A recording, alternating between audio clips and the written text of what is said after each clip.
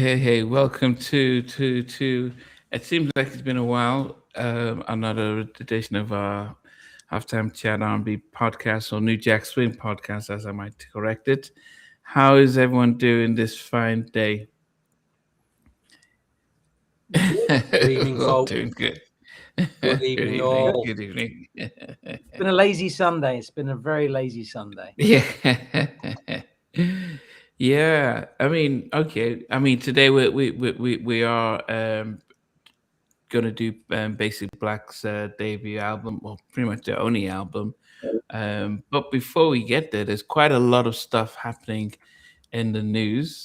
The Rock and Roll Hall of Fame, and people had been saying for a number of years, how come New Edition haven't been put in? Jay Z's in there, and Missy Elliott and stuff like that, and so this year, I'm sure Jimmy Jam, who is on the committee with Questlove, pulled some strings, and New Edition have gone in on their first time.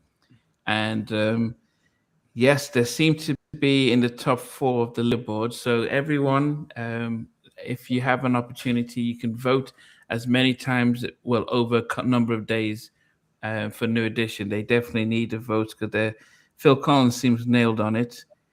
Strangely, the Pink and Billy Idol are high up. We've got Luther and New Edition, Mariah, and some others. So, if you can vote on the Rock and Roll Hall of Fame for New Edition, that would be great. Anything else, VJ? Anything?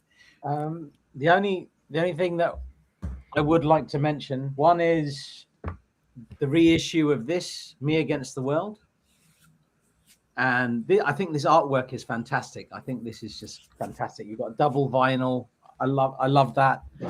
One of my favorite albums is my favorite album by Tupac comfortably. And I didn't realize that till this week. Puff Johnson is the lead vocalist on the Me Against the World song. I didn't know that. I don't know why I didn't know that.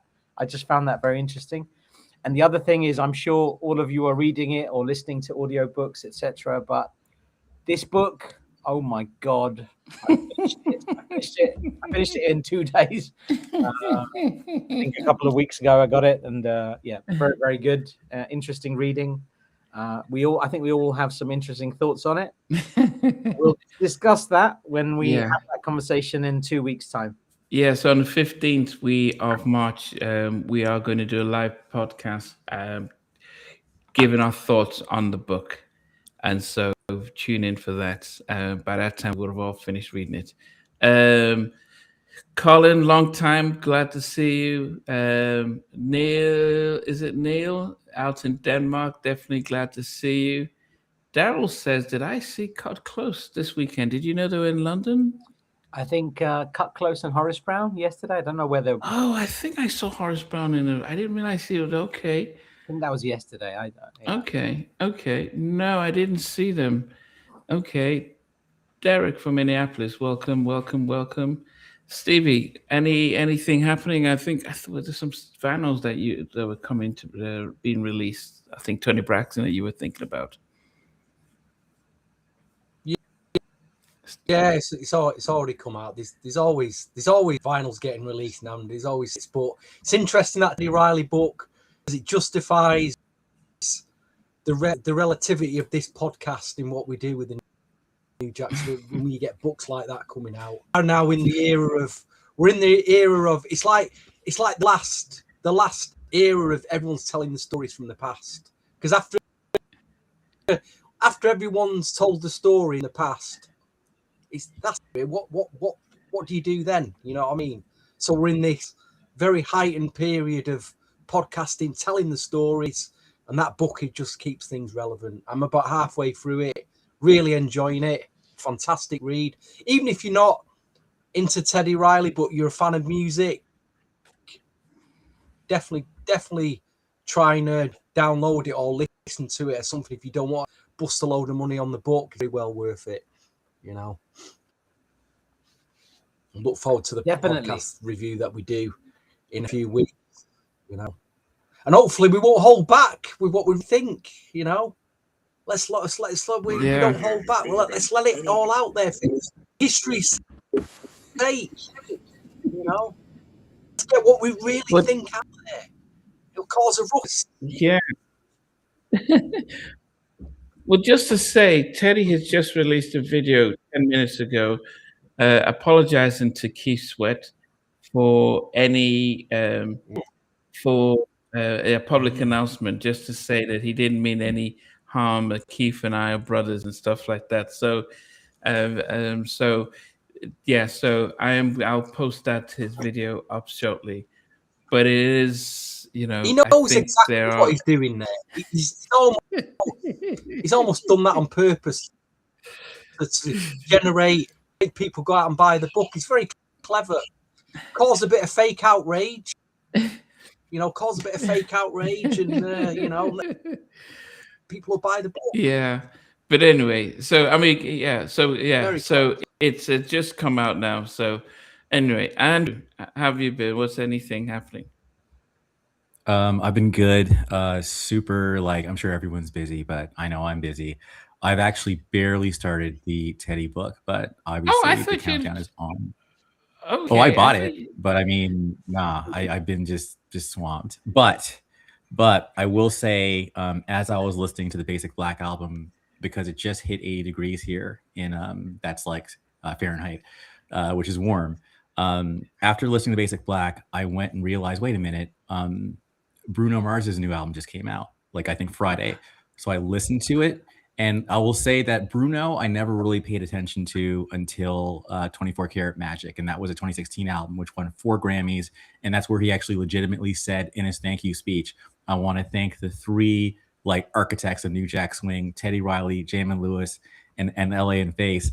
And the fact that he said those 3 made me think, man, did he go to NGS Forever back in the day? But anyway, because those are the 3 that we named, the Trailblazer, the Magician, and the Hitmakers.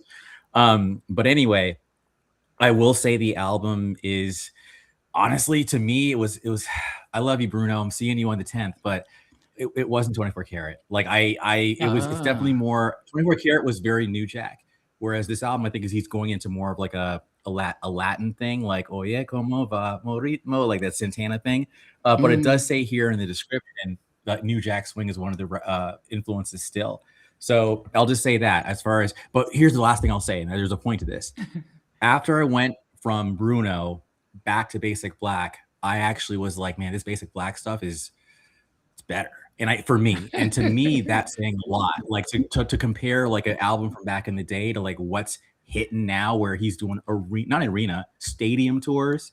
And yeah, to my ears, some of the songs on Basic Black are even more timeless. So that's what's going on with me.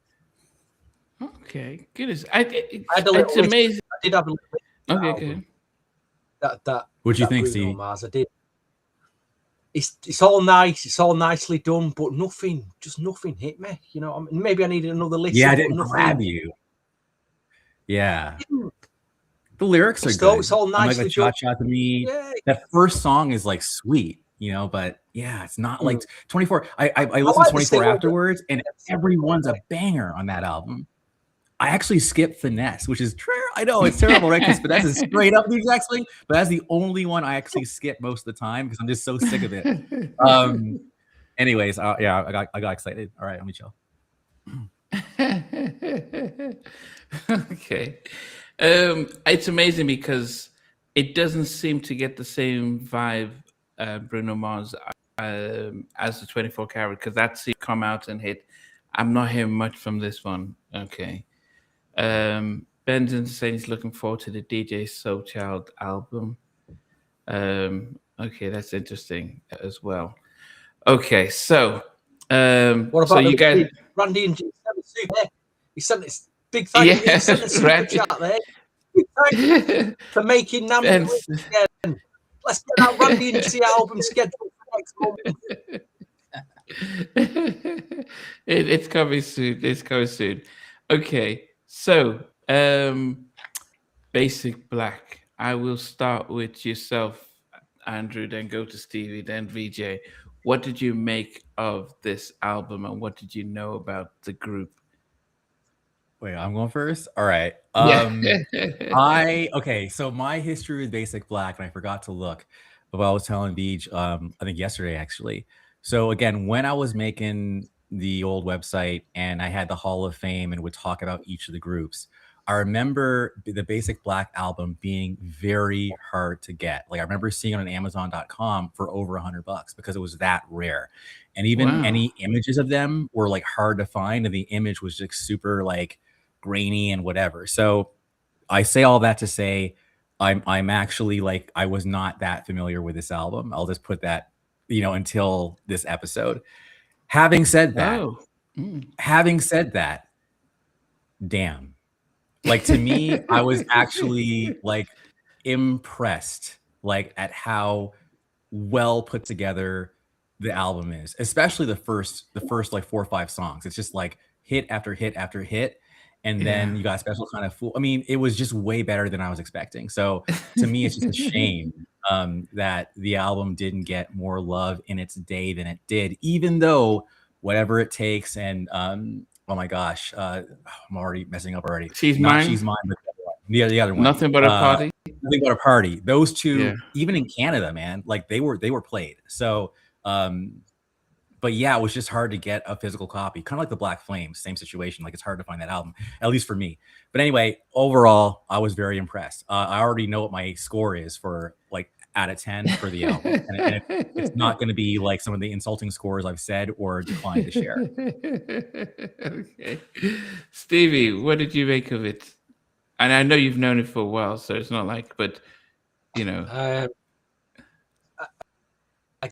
again, my memories of this album, going back to Expansion Record, Manchester, I remember the first She's Mine. It was in a blue cover, just a basic black She's Mine. There wasn't actually a picture of the band yet.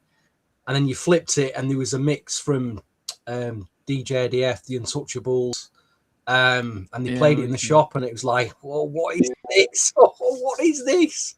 So, that it was just exciting, so exciting.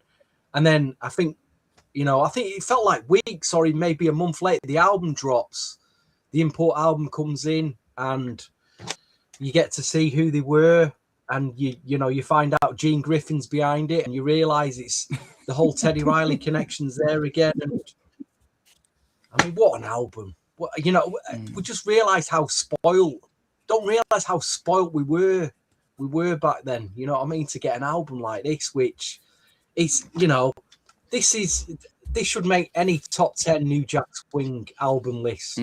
Some of the tracks, as we'll probably go through it, could be in any of the top 10 New Jack Swing tracks. Even the ballads, it's up there. I think the popularity of the group usually goes to a lead singer. We got Diesel. We got an incredible lead singer, Diesel. You put this up with the Guy album. It's on. People complain saying like a clone group. The quality's up there. Can't argue with the quality of this album. Definitely. VJ, what about you? For me, I think this is up there with any album, as both Andrew and Stevie have said. This is up there with any of the New Jack albums. It's so good. And I think it was the people, whoever it was that started the thing where they said that Basic Black are Guy clones. It's an absolute insult, and you're talking nonsense. I understand the comparison, but to say that they're clones, whatever. I mean, you could argue that Diesel has a more powerful voice than Aaron Hall. You could have that discussion. There's a discussion to be had there, that's for sure. And I think the production is solid. Remember, you've got Mucho and Zan on production duties with Timmy Arthur. And I think between those guys and Timmy Regisford, you've got a solid production base. So, yeah, I love it. I think it's a very, very good album. And anybody that thinks they're Guy clones, shame on you, because you're missing a trick here, because this is as good as any of the Guy projects. It's a solid album, really solid album. Yeah, so Spec was due to come in, and KB, so the two of the original members, But we couldn't get that sorted. And Mucho has been on in the past talking not just about this album, but also the well, no, he didn't talk about the 911. Well, he did talk about 911, but also he's spoken about this. But for me, I think the stories about them being a clone was probably set up by MCA and because it was like, you know, they just left Gene, so that sense of look, yeah, they're trying to be like us. I think that's where it started, and I remember hearing that. I've said it many times that to me, this is my favorite New Jack Swing album. I don't consider the Guy debut album as a New Jack Swing album. And I think if we're thinking about New Jack, I would prefer this to the Future. I think the only difference to the Future album is that it had hits, it had videos, it was more my conscious. It was my sort of my one of my introductions to music. So it means so much more. But if I'm to go with, you know, a 10 track album, this is my by far, I think the favorite, and I think one of the best New Jack Swing albums made. I didn't listen to this and think, oh, this sounds like what Teddy would do. I saw influences that they would have, but I've heard other New Jack tracks and I'm thinking, yeah, this is like a Timu version of Teddy Riley kind of thing, but I never thought about it from this side. And I think there are two things that I think I didn't like. The first is I have no idea what this album cover was about. Because if you compare this album cover to the Future, which was probably within a couple of months of each other, the Future looked cool, looked like, yeah, we're rock stars. I have no idea. They're dressed like Gene Griffin. This is you know, look at how they dress. I mean, it didn't match the sounds. They made them seem older than they were, and that was just a mistake just to do that. But to me, as I said, everyone would talk. As I said, the first album to me is it's called New Jack Swing, but it was mainly an R&B album. When you think of it's a different type of album. But as I said, to me, this was one of the best, and the first 5 songs are just unbelievable. The ballads just unbelievable, and it's just a shame. Talking to T.C. Tompkins, who was the general manager of GR Productions, he said Gene was he make the deals with MCA, with Motown and other places, and he had no plans to promote the album. He was like, let me just siphon the money. He didn't invest in these guys, and they could have really blown up. The same way he didn't do much with today's second album, because he was like, without Teddy being there to make the sauce, he was thinking, okay, it's not going to blow up. We'll just move on. So yes, I'm excited about this album and being able to go through it. And I also wanted to say, Ezekiel, I'm not saying that Deezo is a better vocalist than Aaron Hall. I'm just saying that there's a discussion to be had. They're both very, very powerful vocalists. If you talk about both of them in their prime, there's a discussion to be had there about the different vocal styles. There were certain things that Aaron did better, and there were certain things that Deezo did better. Both very, very strong vocalists. And I think it was around, I want to say, when did I do those interviews, Andrew? For the I want to say 2006, because that was 2006, 2007, because that was when he was on tour with Justin, which is a whole nother conversation.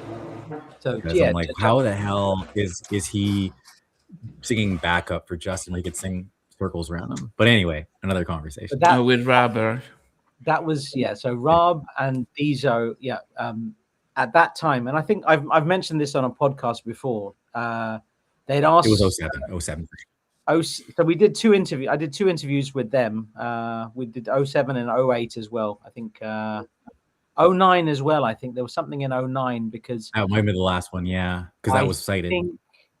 The night I spoke to Diesel around that time, and they were going to be at an Elton John some birthday bash or something, and they found out that Michael Jackson had passed away there. So it was 2009 might have been the last time. Yeah. But around that time, June. Diesel and Rob and Diesel, who were members of 911, which was the continuation of this group, Basic Black, with Mucho and a guy called Slim, Marcus Vance. They had asked, Diesel had asked if I would be interested in managing them, and it wasn't something that I was looking into at the time. It was very nice to have been considered in that way. But it wasn't something I could do at the time with everything I had on. But Diesel was a friend, and I miss him as a human being, because he was a very kind person. And on one of the Justin Timberlake nights, he had this. Somebody was sharing a room with him, and this person was a very attractive lady, and I just found it interesting that it was a very rock and roll lifestyle kind of vibe I was getting from Diesel on that particular day. So Diesel was an interesting character, and definitely not a boring guy. And I miss him as a human being. Like, he was a great guy and funny as hell. So aside from the music and everything else, I knew the man.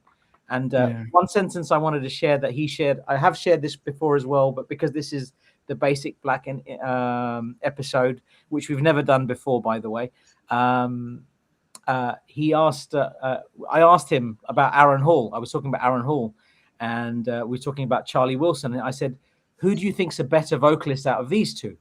And he said, he started laughing. He said, Aaron's my cousin, but Uncle Charlie is definitely the man. Like, he's above all of them. So I just thought I'd share that, because we're all here for Basic Black, and I thought that was an interesting tidbit to share. Again, if you've heard it before, my apologies. Yeah, I think I'm sad because I started this probably a few months before he passed, so I never got the opportunity to interview him. But the more I've listened to him, not just on this album, but the 911 stuff, it's Aaron, there's Diesel, there's Big Bub, and I think there's preference. And I think one of the things that Aaron and Big Bub had were more memorable songs that were more commercialized, so they were in our psyche. And then there's Joseph Stonestreet as well, that really were powerful vocalists, and everyone would have a favorite. And Aaron will always be on the top of the list for lots of people because of the Guy album, and then he had his solo album. So we've got a lot more rich material from him. But we've got Idris. So Idris was in. Was it not ARB? Was it ARB? Is it Idris Davidson? Yes, there's Idris the chef. Yes, and we'll probably get you on soon, Idris. But just to think that, for me, I listen to Diesel and I think he sounds like if like more of a professional singer, the way he is, his tone, the way he pronounces things, and also just his presence, and so it's probably not fair to try and compare them, but we will have our preference as well. But anyway, the album itself, as I mentioned, it's just a pretty shame that how it was just dropped out and pushed out. But yeah, we will. Okay, so guys, so the am I the only one that didn't like the album cover? Or what did you guys think? Because no one said anything. No issues with the album cover. I think it's a great logo. Okay. I think I love that logo. No, I have no issue with the logo. I'm looking at how they were dressed. Yeah, kids, the way they were dressed was very, it was very 89. I think, like when I think of that album cover, I think they're wearing the shoes with like no socks, like the loafers. Like that was like any on the Heartbreak tour. So I just feel like that was just a holdover from 88, 89. And yeah, I mean, that's all I gotta say about that. But the Guy Future album, you're right, there's no comparison. Yeah, it could have been better, but I didn't hate it. It's just, it was very, very 89, very GR, you know? So Okay. there it is. Okay. I didn't like the album. I know what you mean about the picture. I haven't thought about it like that, but now that you're saying that, I would have perhaps chosen a different picture, because you mentioned 2 months apart from the Guy album, and the Guy, when you looked at that Guy the Future album, it's like it hits you in your face. It's like, whoa, look at the visuals. They're like so much color, so much energy. Whereas I feel like the picture itself was not, it didn't compare to what we were listening to on this. But I did want to share this. So this is the long box. Look at what it says on the hype sticker. I don't know if you can see that. I don't know if that you can read that. Can you read that? Look at the songs on there. She's Mine, Nothing But a Party, It's a Man's Thing, and Can We Talk? I love the mention of the third one. That's all I got to say on that. Isn't that interesting? It's like It's a Man's Thing and Baby Can We Talk was on the hype sticker. I mean, the singles you get, but fascinating. Yep. And I love I'm these validated like a mother. Sorry. There's a part of me that wonders if the album was supposed to be titled "It's a Man Thing," because in 2 songs, Can I mention he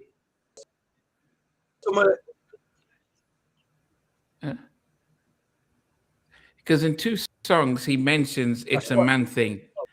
Don't Make Me Fall in Love. He says it's a man thing, and I think in I can't remember the other song now, but he mentions it's a man thing, and then they have a song called "It's a Man Thing." I thought the album was probably going to be titled "It's a Man Thing," but who knows?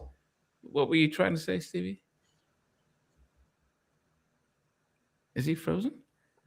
Yeah, I think a little bit choppy. Okay, Stevie is frozen. Okay, you're back. Are you still there, Stevie? Yeah, he Always got to be this internet. Can you hear me? it's the gremlins. Yes. Okay, are you there? I'm a backup. Can I can hear you guys, but I don't know if you can hear me. Yeah, we can hear you now. Now you're back. Now you're back. Yeah. So what were you trying to say? Oh man. I just wanted to mention some of the people that you got credited on this album that made up this. Hands all over it. We've got some guy called Edward Riley gets credited on programming, and then you've got the guys from ARB. Timmy Arthur does a lot on this from ARB. Does a lot of the programming on it and the drums. And that's who's with us now. And then we've got Theopolis. Chip Glass from the group Glasswork makes an appearance. So there's a lot put into this album from elements, really, you know, that made up this album, not just the actual form. But yeah, I just wanted to mention all those. Okay. Yeah. Okay. So, all right. So good. Thanks for letting me know. Okay.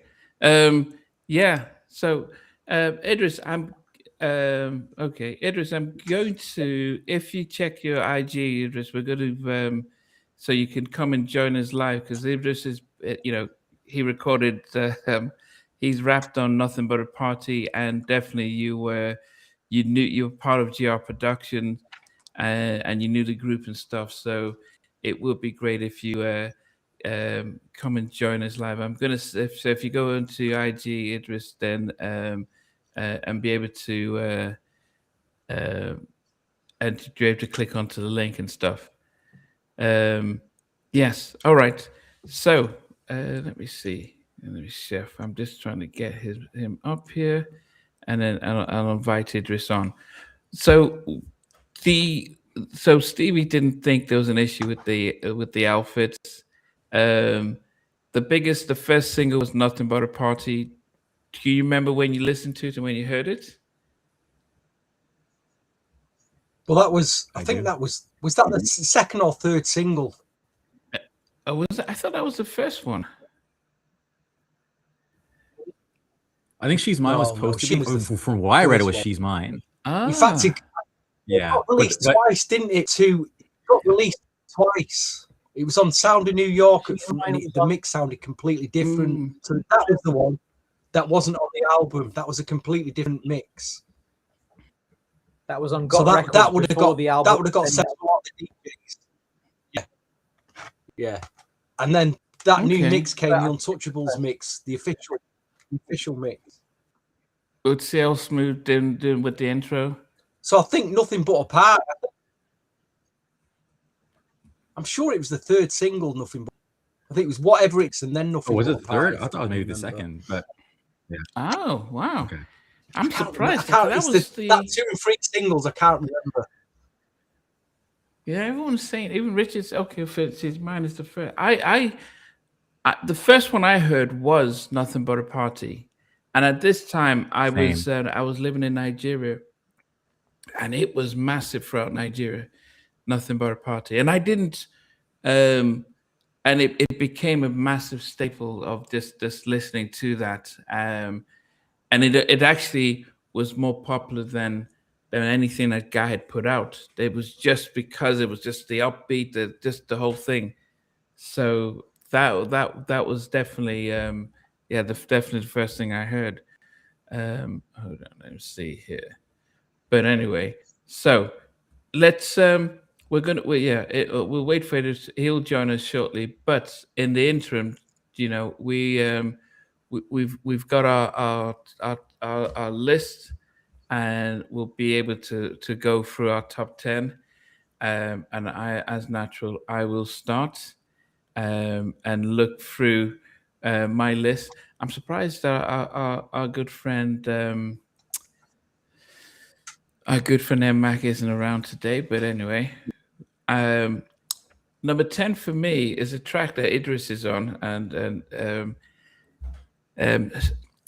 it's not that I didn't like the track. I think I wasn't too cool with the message, and it felt very ironic that the person who put it together was almost the opposite of. It was pretty much he was one of the biggest drug dealers in the city, and he said, "Yeah, let's write a song telling people not to buy drugs." So stupid. It was that I was like, I'm listening to it, and I'm here. We are the Griffin Entertainment Group. Want to make sure kids are healthy and safe, and do not do bad things. And then he's, TC Thompson says, "Yeah, Gene took me on a ride, and he brought $200,000 on a drug, but he was going around as a pimp and beating people with guns, and then he's put out the try." It was so, but it was one of those self-destruction songs. When they had it, the ensemble had everyone on it. It felt fun. It felt exciting, and I didn't realize that Teddy did some. I could probably hear the keyboards and the whole thing. So it was a funky track. But as I said, when I'm hearing this, it's stupid, line is stupid, South Africa is stupid. I think it just felt like the lyrics, So I put it at number 10, but it was funky track. And exactly in that vein, my number 10 is also stupid. I don't think it's I'm not saying it's bad. It's just not as strong as the others. I think this felt more like a filler than any of the other songs on the album, but it's still very good. I thought it was a great message about stopping drugs and violence. Whoever the person that's got the microphone or the tannoy speaker, the fact that it was said in the first place, but that was a lot of artists were doing that back then, talking about stopping drugs and violence. I also wanted to mention the sample. There's a sample by ESG UFO from 1981, and that is worth listening to as a track by itself. ESG UFO is the name of the song from 1981. Fantastic song, and I oddly enough, I think I prefer that more than Stupid. And I think Stevie mentioned it before as well. It's programmed by Edward Riley. So that is the connection that I see between Basic Black and Guy. Obviously, Teddy worked closely with Deezo and Mucho. Later with 911 and other things. There was the Fix remix that Deezo did, etc. But in 1990, before The Future came out, Teddy Riley is credited on a Basic Black track, and that's the connection there. Background vocals by Wanda Ramos, and yeah, that's Stupid. Great song. Yeah. Great album filler. Great album filler. I thought it was a very good album. Stevie, what did you get as number 10? I mean, this could be the only track that has actually one member of Basic Black on it. The only Daryl Deezo Adams, because if you look at the vocals, it says Deezo, William Dan Aqua, and Timmy Arthur. They were the people who sang on it. And you got the rappers, both from R on it. And then, as you said, VJ, you got Theodore Edward Riley doing the old programming. Yeah, he's with there. Walter Mott. So, yeah, hey, I think it was a good. I like the track. It is my number 10. It ended the album. I thought, yeah, it's a message to end the album, and I think it's the perfect place to put the track. It's in our charts. Is at the start. 10. It's where it should be, really. And now a word for our sponsors. The irony in the hypocrisy of Gene Griffin on it. Yeah, that's the word I was trying to get, hypocrisy. Yeah. Oh, goodness. Andrew, what about you? So at number 10 for me is a song called Nothing But a Party. Just kidding. My number 10 is actually a song that I too felt was for me, it actually, I wouldn't have put it on the album, because whether it was Self-Destruction on the West Coast or We're All in the Same Gang from the Self-Destruction on the East Coast, We're All in the Same Gang on the West Coast, and don't put this on the album. Just have it as like a one-off single, because it just didn't fit, in my opinion. It's not a bad song. I do think the message is very important, especially one of the things I missed about the New Jack era, frankly, was the fact that we were trying to do better. So by the time the Chronic comes out, it's just like B, ho, N-word, and we, right? Whereas before, we were at least trying as a culture to be like, yo, like, but wear a condom, don't have a kid out of it. Like we were trying. So I appreciate that, but it can't compare to the rest of the album. So I do think that history was made on this podcast. All four of us are in agreement on a number. Stupid is absolutely at number 10. Is this the first time that's happened? When all four of us have voted something exactly the same number? Yeah, I think it is the first time we've all sort of put an album. Incredible, man. That's worth a celebration all by itself. That's brilliant. Okay. Moving to number 9 is a song that I think it's a song that's almost reminiscent of what Teddy would later move into when he was producing in some of his more mellowed songs, using the horns quite a bit. So I'm listening to this and I'm hearing it and I'm thinking, okay, this is what Teddy would do with Something in Common, and This World Is All, what he did with Patti LaBelle, and It's Now or Never. It was more of a mature track sounding that I would say, yeah, I can hear Teddy when Teddy kind of took some of that type of production. Lovely track, more mature track, and as well, I think it's hard with the credits and reading Teddy's book. It's what Gene has put down, and it's hard to understand who did what. It wouldn't surprise me if I can see Zan doing some of the production on that, and maybe Mucho, because that sound later, Teddy did use a lot of that sound. But Now or Never, lovely song. It's just that other songs I just love more. But I'm not saying Now or Never as I've kind of criticized Stupid. I'm just saying I had to find a place for it, and it's at number 9. Yeah. All right. My number 9 is It's a Man Thing. I like the song, but I think it's a nice mid-tempo track. But I think this is one of only two songs, including Stupid, that I do not think would have been worthy of a single. Just my thoughts. Maybe a cool remix might have spruced it up a little bit. I don't know. But Diezo's tone on this song is absolutely perfect. Oh my God. Diezo, this song cannot mess around. So it's at number 9, but Diezo, absolute killer vocals and tone from start to finish, perfection. Okay. I want to jump in there for a second. That to me, it was giving me a little bit of Aaron, because to me, on Diezo on that track, he's literally, it's power, but it's like controlled power. Whereas I feel like Aaron's raw power, it's like Diezo has power too, but it's more polished, if you will. But anyway, I got more to say on that one. But thank you for reminding me. And then while I have the microphone, not to put you on the spot, Stevie, but I'm just gotta say, I love your haircut, man. Did you just get done recently? It just seems very crisp. You know, I'm just showing you real love here. Thank you. I want to give you props. Thank Crisp. you, Yeah. All right. DL1 was saying, is this album better than High Five's debut album? Yes. Ooh, that's a good question. It is. Very good question. I think there are 5 songs on High Five's first album is incredible, by the way.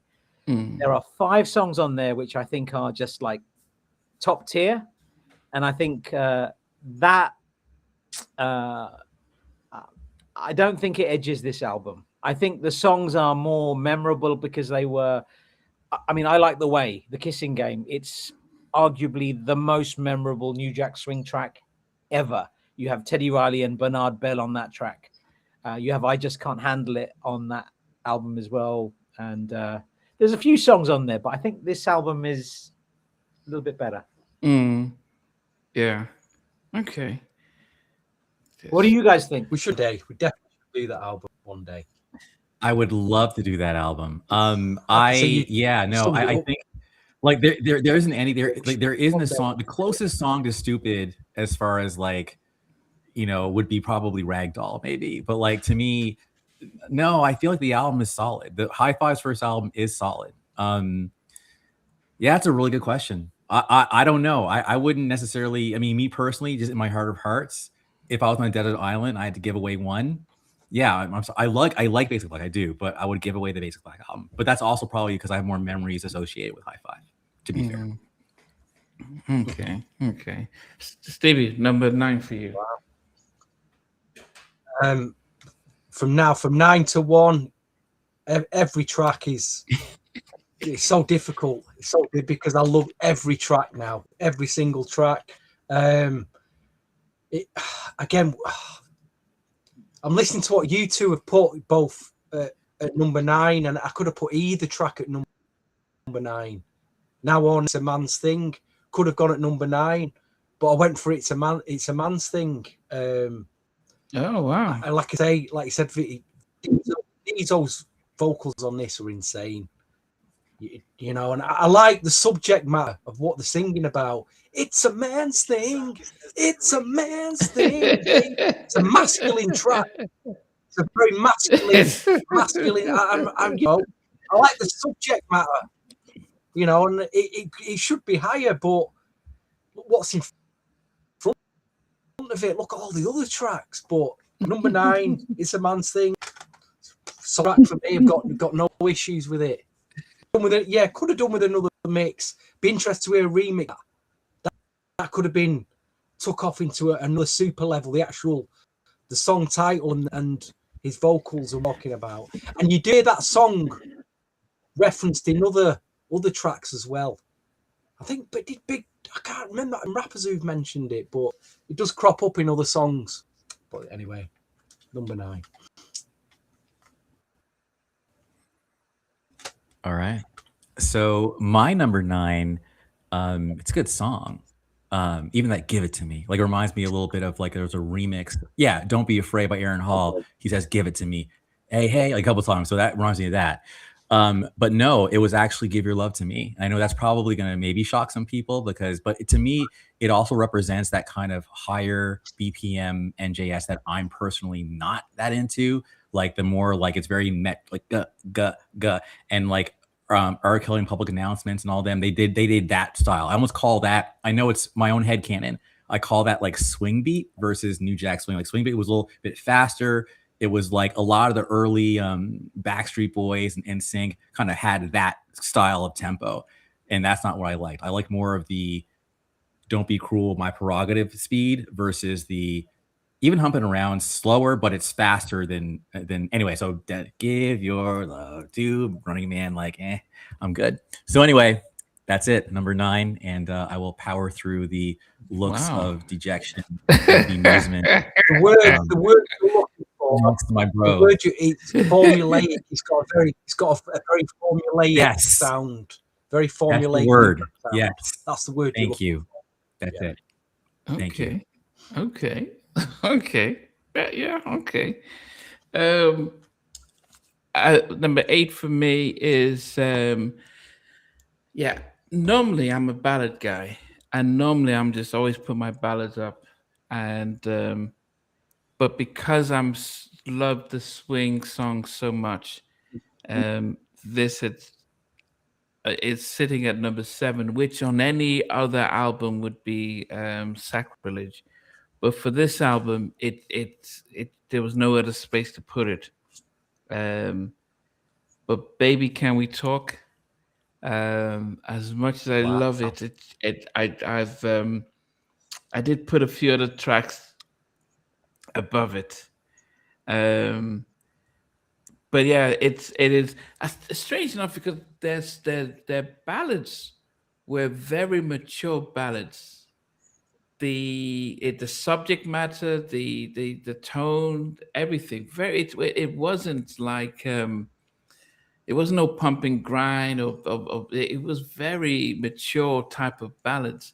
And I remember interviewing Basic Black when I first started back in 2020, and they said that Gene came up with the idea of like Special Kind of Fool and those type of ballads and Zan writing. So it felt as if he was trying to it felt like they were trying to do old school kind of R&B ballads. And then it's almost funny that then their up-tempo tracks were very new school kind of thing. But Baby Can We Talk, beautiful track. It's more mature kind of stuff. Reminds me of Happy Home by Blackstreet. More mature type of ballad. I love it. But there were 6 other tracks that I kind of loved a lot more. And so that's it on number 7. Baby Can We Talk? Yeah. Number 7 or number 8? Sorry, at number 8. At number 8, yeah. Okay, my number 8 is Now or Never. I think it's a really, really strong mid-tempo track. This is another example, I think, of Mucho not being given enough credit for his talent. I think Mucho is wildly underrated as a producer, and I think so. I'd just like to say that, and I think he's probably I won't say the best, but I'd say one of the best producers to come out of Teddy's camp. I've no doubt about that. There's so many other names, so I'm not going to say all the names, but Mucho deserves recognition for that. Lovely production. I think Dizzo kills it on the lead on Now or Never. Absolutely kills it. It's killer vocals. And it's programmed by, according to the credits, Mucho and Timmy Arthur. So I think in the case of this album, when it says programmed, I think that's code word for produced by. Just a feeling. I don't know. I've got a feeling. So I'll leave it at that. Well, reading Teddy's book, it's I guess it's hard to tell who did what nowadays. So we trust any credits. I'm reading Teddy's book, and then I'm going back and looking at Kumo D's album, and I'm looking at all the producers like Luveva and all the guys who were out partying when Teddy was doing the music, and they all took credit. So it's hard for me to tell what that really means at the end of the day. But I'm sure Mucho, and speaking to Mucho, he did all those productions. He Gene gave him the same sample crates that what Teddy was using, and so and I remember Speck saying that they and Sprague both saying that, man, they would, when during the GR production height, they would just be watching Teddy just making track after track after track, and it was just so and they're just sitting at the back watching him just creating sounds after sound. So but Mucho felt, I think, was the one who picked up quickly and had a lot more confidence. So yeah. Sure. Okay, Stevie, what's number 8? I mean, it's interesting what you're saying about the ballads, because I do remember at the time that those ballads appealed to the soul collectors who were coming in the record shops who didn't like New Jack Swing, but they liked them free. You know, they would have bought. I was watching them saying, I don't like New Jack Swing, Stevie, but you know, those ballads. And if you was a soul collector and you was buying it from, say, 86 right up to about 1990, you remember this, going in them shops every week. There was what I call one-track albums, where you'd listen to the album and it was bad. You know, some of them souls tried up-tempo tracks, and they were a bit funky. They were a bit, trying to do cameo, and it just sounded all rich, and it sounded bad. But there'd be a killer song on the album that you'd have to spend your money on, buying £15-10 just for one track. And this track that we all seem to agree on at the top end of our charts, if that was like the one track on any of the, you'd have just bought it for this track. This is how strong it is. It's at number 8, and that is Now or Never. It's a great soul track. On any other album, it'd be because it's on this album. Yeah, that's it. And the strength of all the other tracks. Yeah. 8, but that's the describe it. I think you summed it up perfectly. So number there. 8. If it was on any Now other or album, Never. Great track. Yeah, definitely. Andrew, what about you? So my number 8 is a ballad as well. So it's funny that we went with ballads in number 8 for the most part. But my ballad is actually Baby Can We Talk. And to me, it gives me a little bit of LTD's Love Train as far as like the vibe. So it's cool, but it wasn't cool enough to break my top 5. So that's why it's number 8. Nice and simple. Okay. Yeah, as I said, I mean, as I said, I put it at number 8 as well. But any other normal day, Guys, that track really did it not? Yeah. Oh, that diesel in it there. Oh. Yeah. It is. I mean, it's. I think it's almost like if you were doing a countdown with Jodeci's debut album, side A and B are 2 different types of songs, and if it was just side B with all the New Jack tracks, you'd rate it completely different. But because you've got all the ballads that became classic, it's hard then to start and mix them in. You almost would just want to just do the ballads separately. Number 7 is one. This is the. Oh, sorry. Is it number 8? Yeah, it's number 8. Number 7. Because I was just acknowledging Derek. Sorry, it's Confunction and not LTD. My bad. Okay. 70s. I think our early 80s. Number 7 for me is another song that he says it's a man thing. So there are 2 songs. So apart from the actual title track, there were 2 other songs that he used the phrase "it's a man thing." That's why I thought this probably was going to be the title of the album, but they switched it up because somebody at Motown says, "Oh goodness, we can't say that. You can't call an album "It's a Man Thing." But "Give Your Love to Me," nice funky track. But did they release a video for this? Yes, no, they don't. Did they release a video? I don't think so. No, they didn't. It was Nothing But a Party, She's Mine, and Whatever It Takes. Okay, yeah, give Your Love to Me is at number 7, which is interesting because I normally love the up tempos and stuff like that, But yeah, he does say it's a man thing in there, as well as he said it in "Don't Make Me Fall in Love," and then the title track as well. Yeah. So at number 7 is "Give Your Love to Me." And just like that, I feel like I might as well just read Namdi's list because my number 7 is also "Give Your Love to Me." Again, it's written by Timmy Arthur Mucho and Gene Griffin. Okay. So I'm reading the credits. I'm just going off the credits. Background vocals by Zan, Dizo, Lucrezia Scriven, Renee Eccles, and Timmy Arthur. Programming by Mucho. And I just want to say about "Give Your Love to Me." I think this song is so catchy. It's so catchy. Andrew, Stevie, you said formulaic, but formulas, sometimes if you got a formula that works, why would you tinker with it? Why would you mess with it? It worked. And I think catchy. Dizo again absolutely kills it.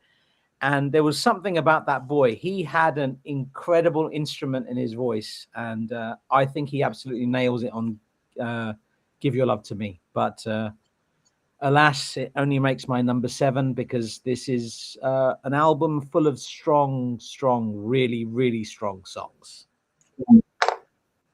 Yeah, definitely. We are going to, as for those who are just joining us, we are going to do a review of Teddy's autobiography. And if you start the book, it says he's does he say forwarded or appreciates dedicated to Gene Griffin? And then you read half the book and it's like, yeah, Gene stole my money. He took my credit. He beat us up. I don't. It's like, wait a minute. There's context I have there. to go back to the beginning. Like, who's he dedicated? You have to get, the thing is, when you get to the end of the book, you'll understand why. Okay. There is logic Okay. to the madness. Yeah, I think, so he's trying to get all of the bad stuff out of the way. yeah. Because there was a lot apparently. And I'm saying this by more the so end of the just book- I'm saying this more so for the fact that you're reading the credits and Gene's name is in the credits. I'm like, oh, It's always there. Gene is everywhere, man. Gene was everywhere, man. He's always there. Yeah. Go ahead, Stevie.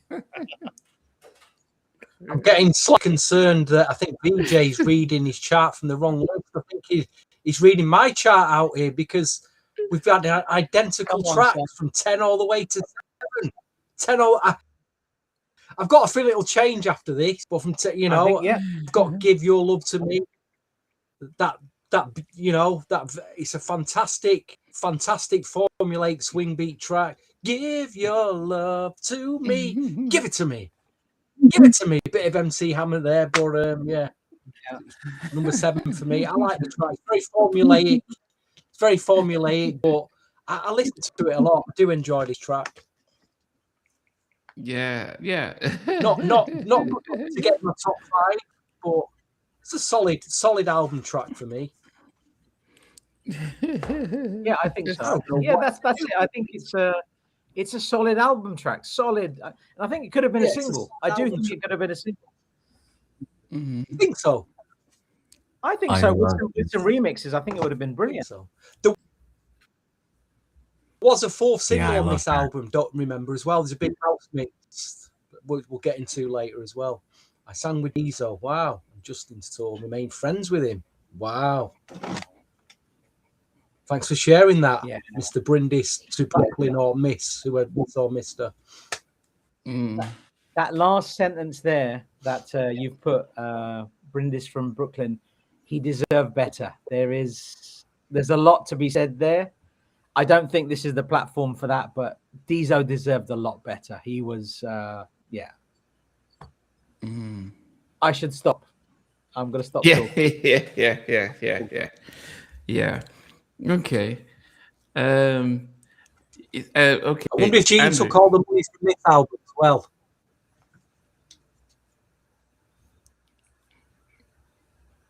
Okay. I wasn't sure I heard that, but in any event, I'll go ahead. So I'm definitely, I think, and it's going to be progressively worse as we get to the top. I am the odd man out. I know that the other 3 actually do all watch sports. I don't. And I think that my choices are, wow, they're different. So I'm just going to brace myself. This next one could be considered blasphemous. My number 7 is actually it's She's Mine. And I think the reason why is because actually, Stevie, you put words to my thinking.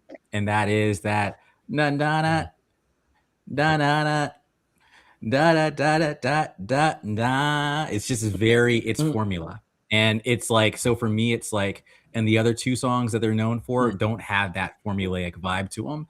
So it's formula, generic, whatever you want to call it. It's dope. Don't get me wrong. CL Smooth. Oh, one thing I will say, I feel like there's DNA to Johnny's "Rub You the Right Way" remix that Eddie F did in "She's Mine." You hear. If I was a DJ, I would totally blend them two. Like they're made for each other. Can I say something about that exact point just now? It samples Johnny Gill "Rub You the Right Way" JG classic. There you go. So but I will also say again, the album is dope. So don't get me wrong. Even though it's a number 7, it doesn't mean I don't think it's a dope song, because it is. But there's other songs that I think are ahead of it, which I'm sure y'all are gonna be like, "What, really?" But we'll find out. Okay. I think it was also based. The song was possibly based on My Fantasy. She's Mine, My Guy, My Fantasy. It's the same kind of. I totally hear it. Yes. Yeah.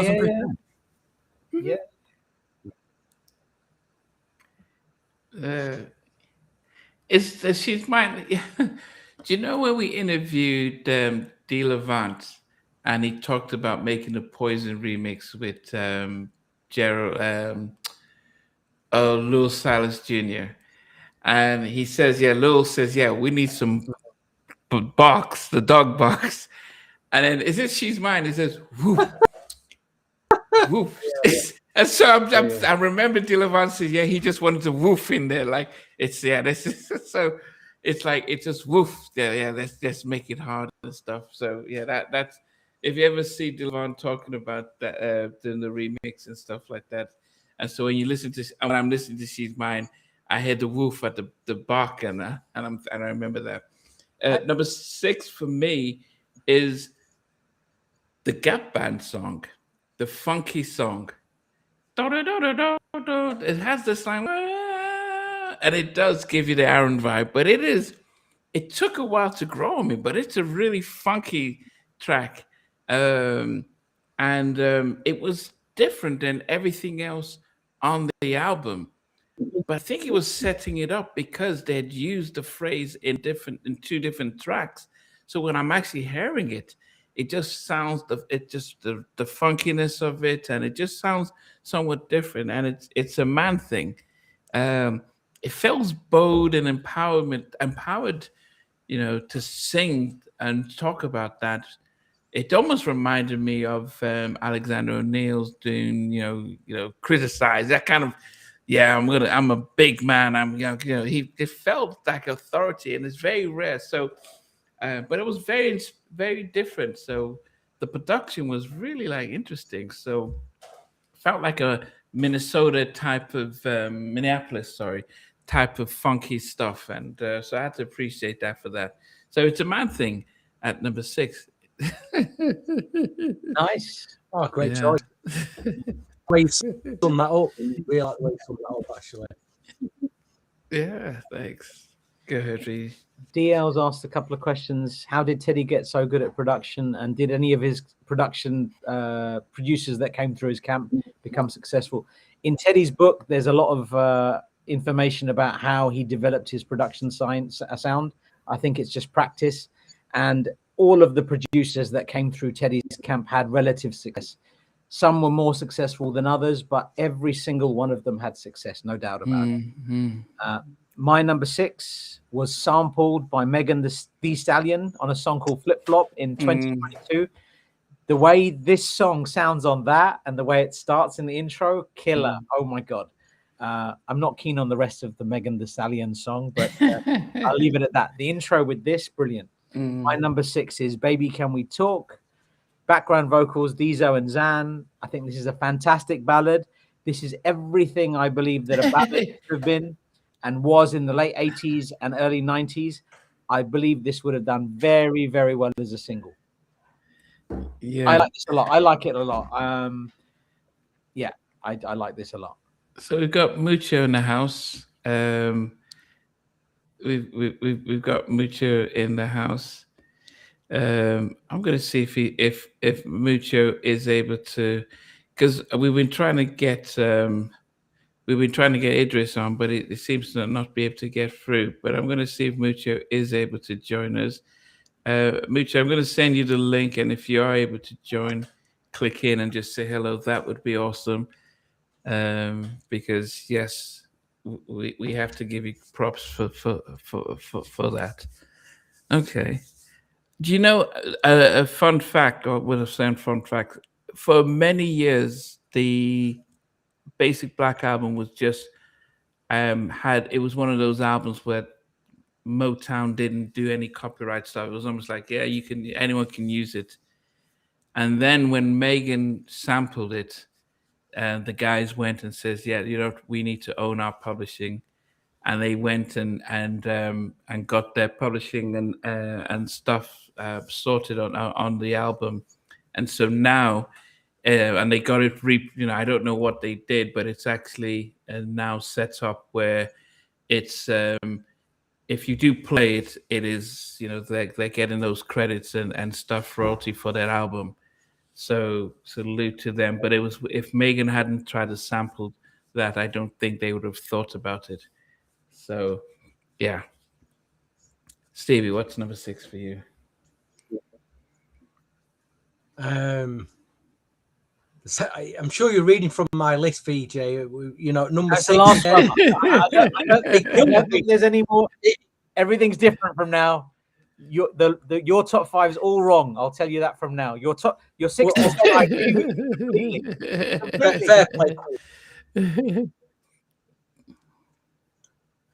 I've gone Baby Can We Talk, which kills me. It kills me that it's not in the top 5 because it floors me absolutely. Yeah, man. Floors me, this track.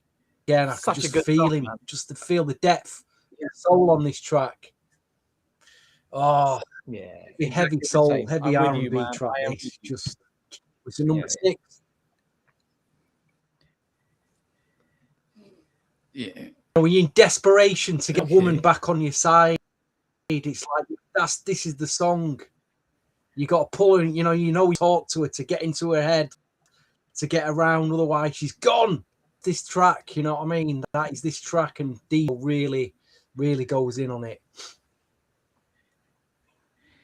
Baby, can we? Mr. Andrew Knight. Yeah. All right, I can't wait to get to the top 5 because when we get to the top 5, I'm actually going to talk with like real passion and like defend my choices. But number 6 is the last song I would refer to as even having a hint of that kind of formulaic vibe. Everything else is just, for me, stands on its own. I like the beat. I like the keyboards. And I think it could have been a single. And that song is Don't Make Me Fall in Love. I just like that. Like, I just like that. I like it. It's like, it reminds me of like kind of like a BBD type, like What's on Your Mind, the original version, that vibe. So yeah, but that's it. But now I'm excited to talk about the final 5 tonight. Okay. Yes. Okay. Down to the top 5. Really, really tough one for me here. And I don't know. I think actually, in the one that's on the album, which was the once they decided to reissue it, and I think I remember what they, and I can't remember who said this, is that initially they had done their original stuff. And then when it started picking up traction, and I think this is probably with T.C. Thompson, they needed to get I don't know if it's to get the remix or stuff, and that's when they hired Eddie F. And I don't know if Eddie was already working at Motown at this time, but She's Mine. And I for the longest time I really only remember the original version, but there's something about how CL delivers a rap that is just so classy with it as he's talking, and it was a lot of the woof throughout the track. But this sounded more of a Guy Aaron Hall type of suit. When I take you home tonight, I wanna. No, I can't. So when he starts it off, it gave me that Guy type of intro when Diesel starts it off. Um, but I think I love the breakdown. If you see the video when Mucho and Spec they leave their keyboards and they start to do their little kid and play stance and stuff like that. And Diesel then starts to dance at the end when the girl comes. And it's a fun video, and it just makes them look really good. And I think for those who don't know, Basic Black were the band for Today. So they were hired Today are singing, and they were the band, and Diesel was always was their tech, was not part of Basic Black. It was the guys were musicians, and Gene knew that Diesel could sing. Rumor has it that Diesel was put on reserve because the worry is that if Aaron was getting more like, I wanted to go solo and stuff, and he threatened, look, I'm going to replace you with Diesel and kind of thing. And then, after the albums were released, he then says, well, let's put these guys together. And it was just the chemistry. Diesel was powerhouse singer, and he had a band who could actually play and deliver. And you see it in the videos, they're always playing and stuff like that. So, she's mine. I actually read they were called the Basic Black Band, and then they chopped off band off, and it became Basic Black. So anyway, I just wanted to throw that out there because I think what you said made a lot of sense. Yeah. Okay, Vij. What number are we on? Number 5. Number 5. My number 5 is, it's a ballad. It's the only ballad left now. Special Kind of Fool is my number 5. It was covered by two groups. It was covered in 2 songs. Deep Threat, Special Kind of Fool in 2002. Fantastic cover. Also, Danny Boy had something on a recent Death Row compilation called Special Kind of Fool. I think this was recorded before. Both are very, very, very good, but the Basic Black version is king. And I just wanted to say, with this ballad, the way it sounds, I just wanted to say, Diesel, wherever you are, man, take a bow, son, because you absolutely nailed it on this. Background vocals by Diesel, absolute killer. But unfortunately, Special Kind of Fool just gets to number 5. I can't. There's some other tracks I had to put ahead of it. So we are joined by a special guest, Mucho. Mucho, producer extraordinaire. It is an honor to see you, Mucho. How have you been? I'm good, brother. How about y'all? We're doing great. So guys, if you know where Mucho is, one of the primary producers, and he, one of the members of Basic Black when it started. Also started 911 with Diesel and Rob, and after the Geop split, Mucho eventually ended up in Virginia Beach, and he was one of Teddy's actually principal producers. Judy's got a baby? Judy's got a boyfriend. Judy's got a boyfriend. Yeah. He did with Riff. Yeah, did My Love. He did the Black Street. He did so many stuff. But anyway, how have you been? I'm good, brother. How about y'all? Yes. Let me introduce you to. I'm sure you know VJ. Yeah, I know everybody. I know everybody. Stevie and Andrew. Oh yeah, I've been keeping in touch with everybody on this platform right here. Oh, that's great. And Mucho, just thank you, man, for creating the music that you have. Like your ears, like the Cut Close Surrender remix, Dude, what was that? Incredible! Like, Nampy's just mentioned Judy's got a boyfriend. All of the stuff you did with MC Light, etc. All of that stuff. Oh yeah, Roughneck. Yeah. So How about yeah. did y'all like the '90s girl remix with the Sherilyn up behind it? Encore mix, yes, absolutely. Okay. Yeah. Yeah. Man, it's like I'm still getting emails from people from Canada, and they're like, "Do you remember this song?" And I'm like, "Wow!" So it's a lot of music out there. I forgot I did that. You know that's still coming to my attention. But I appreciate y'all. Keeping it alive, man. I appreciate y'all more than you know than anything. Yeah, you know what? You know that the story about Roughneck.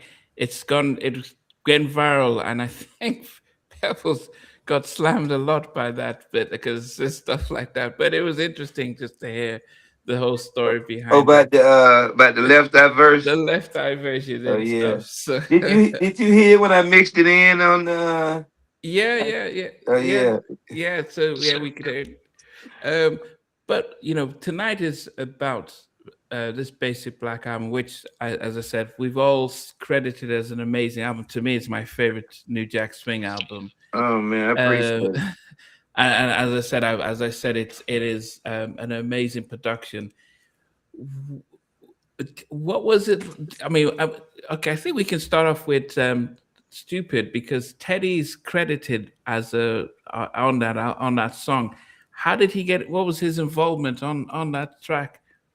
Teddy and Zan did the original version, and that was it's supposed to be on Zan the Man album.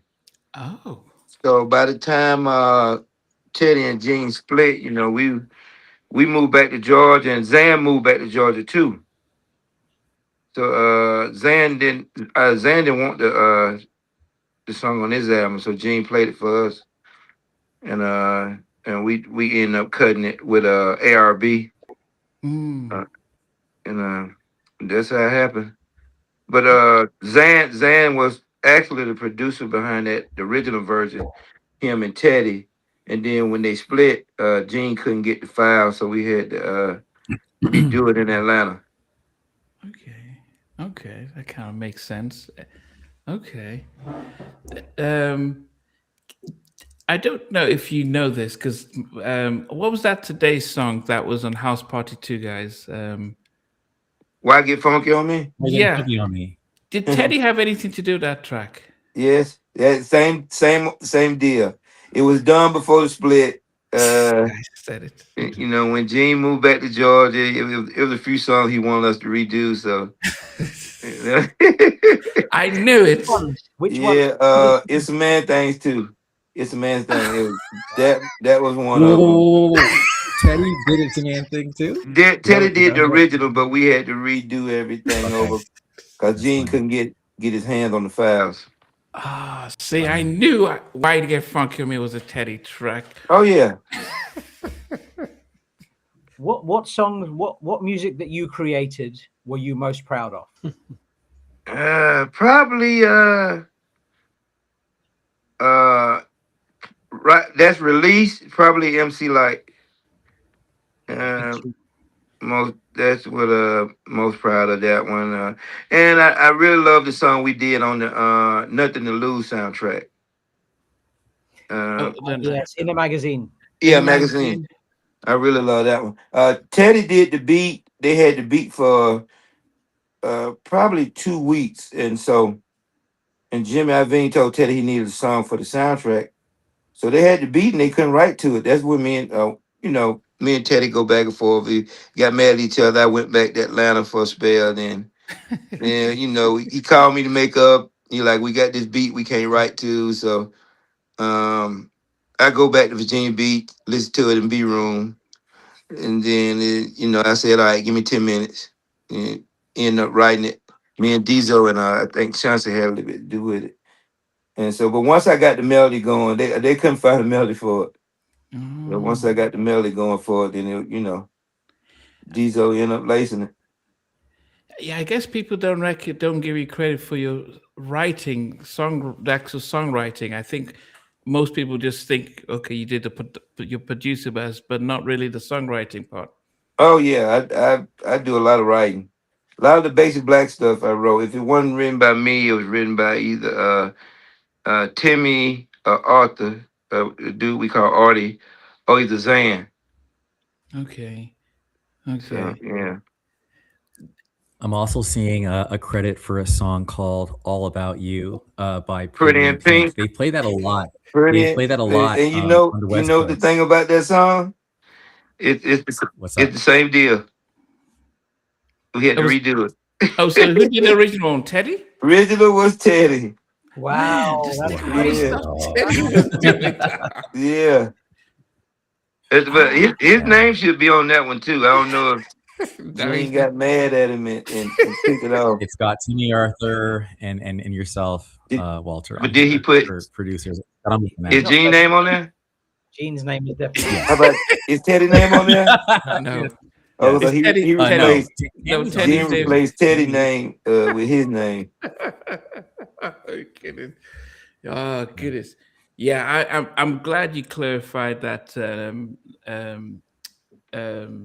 that today's song, "Why You Get Funky on Me," because I've Mm. always from day one thought that that sounded so Teddy, but his name was not on any credits, and Oh yeah, that's him.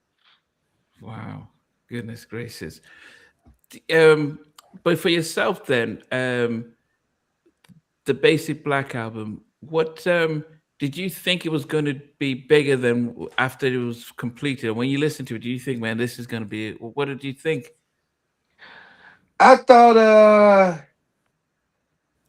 we was gonna do at least gold, and then like after the second album, I think we would have came more familiar, and it would have kept selling to eventually go platinum. But the second album never happened. Did you start working on the second album? Yeah, we had started, and so Gene had called us in a meeting. He was like, "All right, Motown wants y'all to do the second album." And we were like, "We haven't got money from the first one." So he like, so I mean, he was like, "Well, you know what, Motown don't want you. He don't want you, because I asked about the money." So he asked me to step out in the hall. I said, "Cool, let's go." So we stepped out in the hall, and the tone changed. You're like, "Man, why you tripping?" I mean, and plus, I kind of like had a Tupac situation where I had anything I wanted, but nothing was in my name. Oh, I had a Benz. Me and Divine Steven had the only two European Benz around Atlanta at the time. I mean, there was European models. So Divine had a gold one, I had a gray one, and I had a condo. I didn't have to go shopping for clothes, but I stepped up for the fellas. They still don't give me credit for that. I still could have been, living like that for a minute. But I'm like, no, we want to get some royalties from the first album before we do the second one. And so wow. that end up, Gene made a few excuses and tried to break us up. So we all became as one, and we said, no, we can't do the second album unless we get some money from the first one. Wow. Did you record anything before? Did you do any recordings for the second, or did We you? did a song called "No More Mr. Nice Guy," and that's when Diesel wanted to go at Aaron for some reason. If the song was called "No More Mr. Nice Guy," but it was directed towards Guy.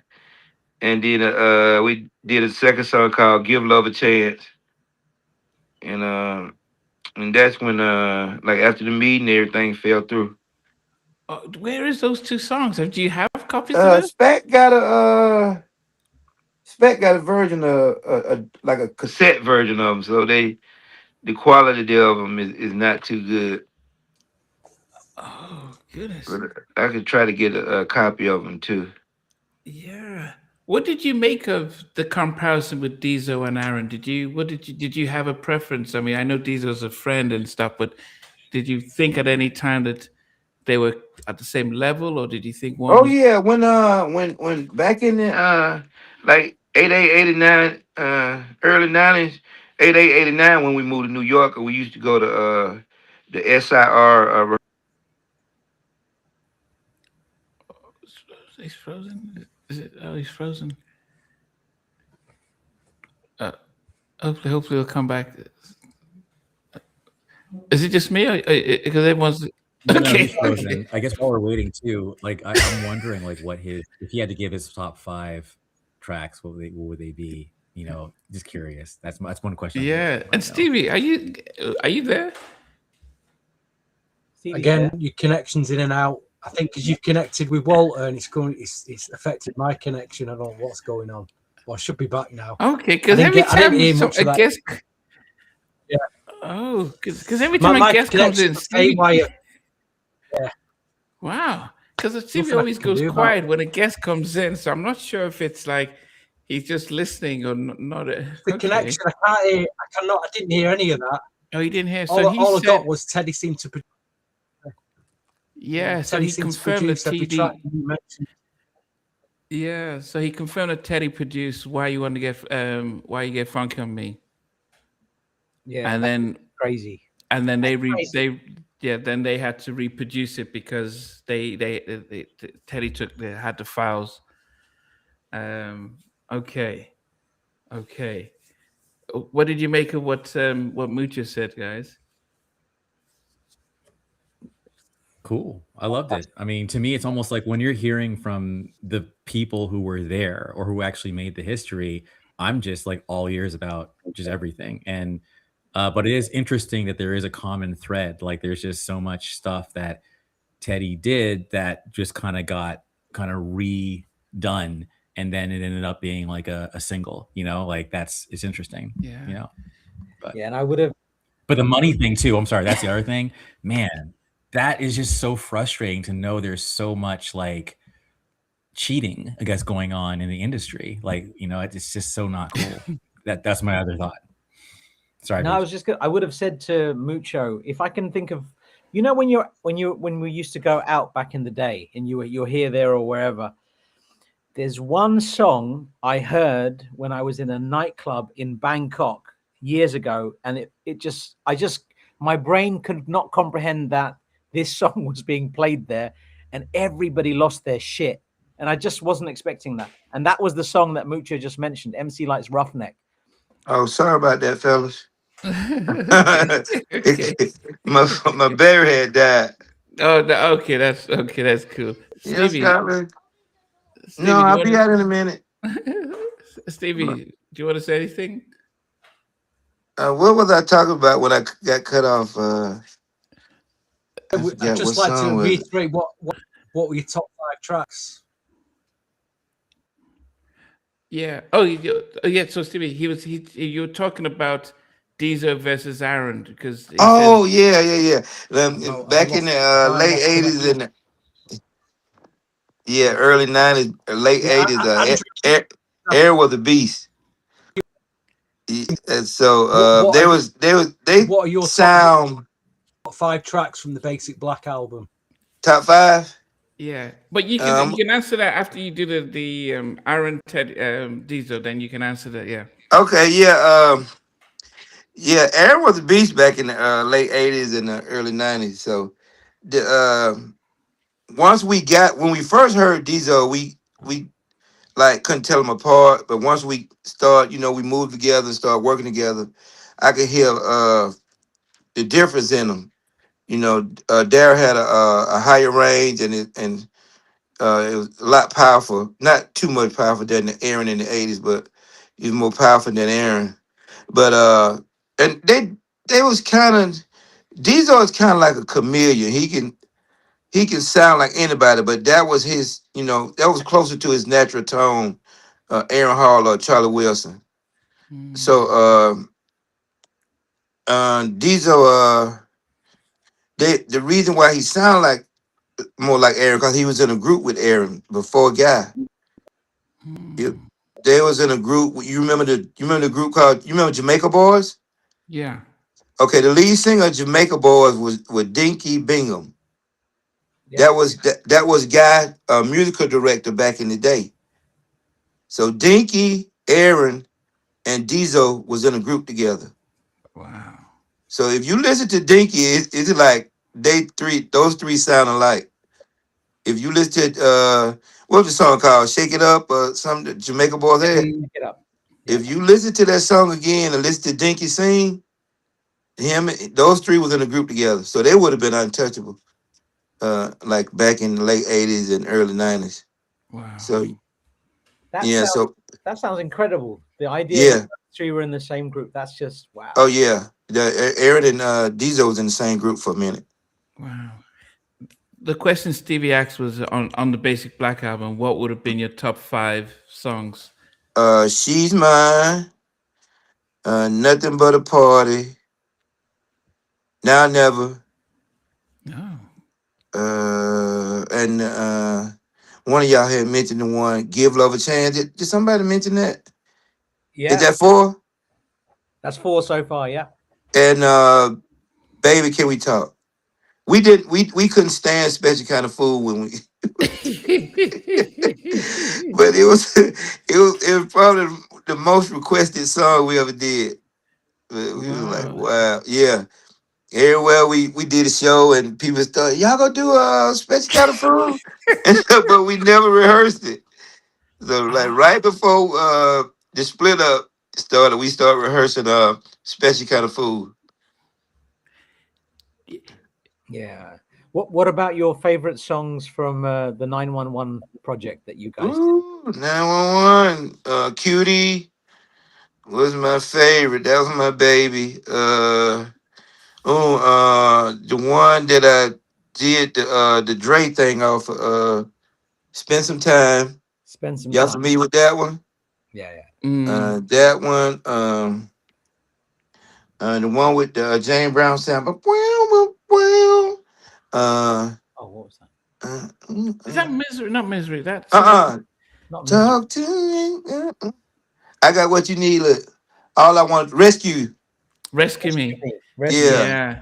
Rescue Me. On Guy. And, Guy Well, 3. oh Guy yeah, I 3 forgot. did it. Oh, but that was Yeah, originally Yeah, Dave, he Dave picked did it. the album apart once he didn't want to put it out.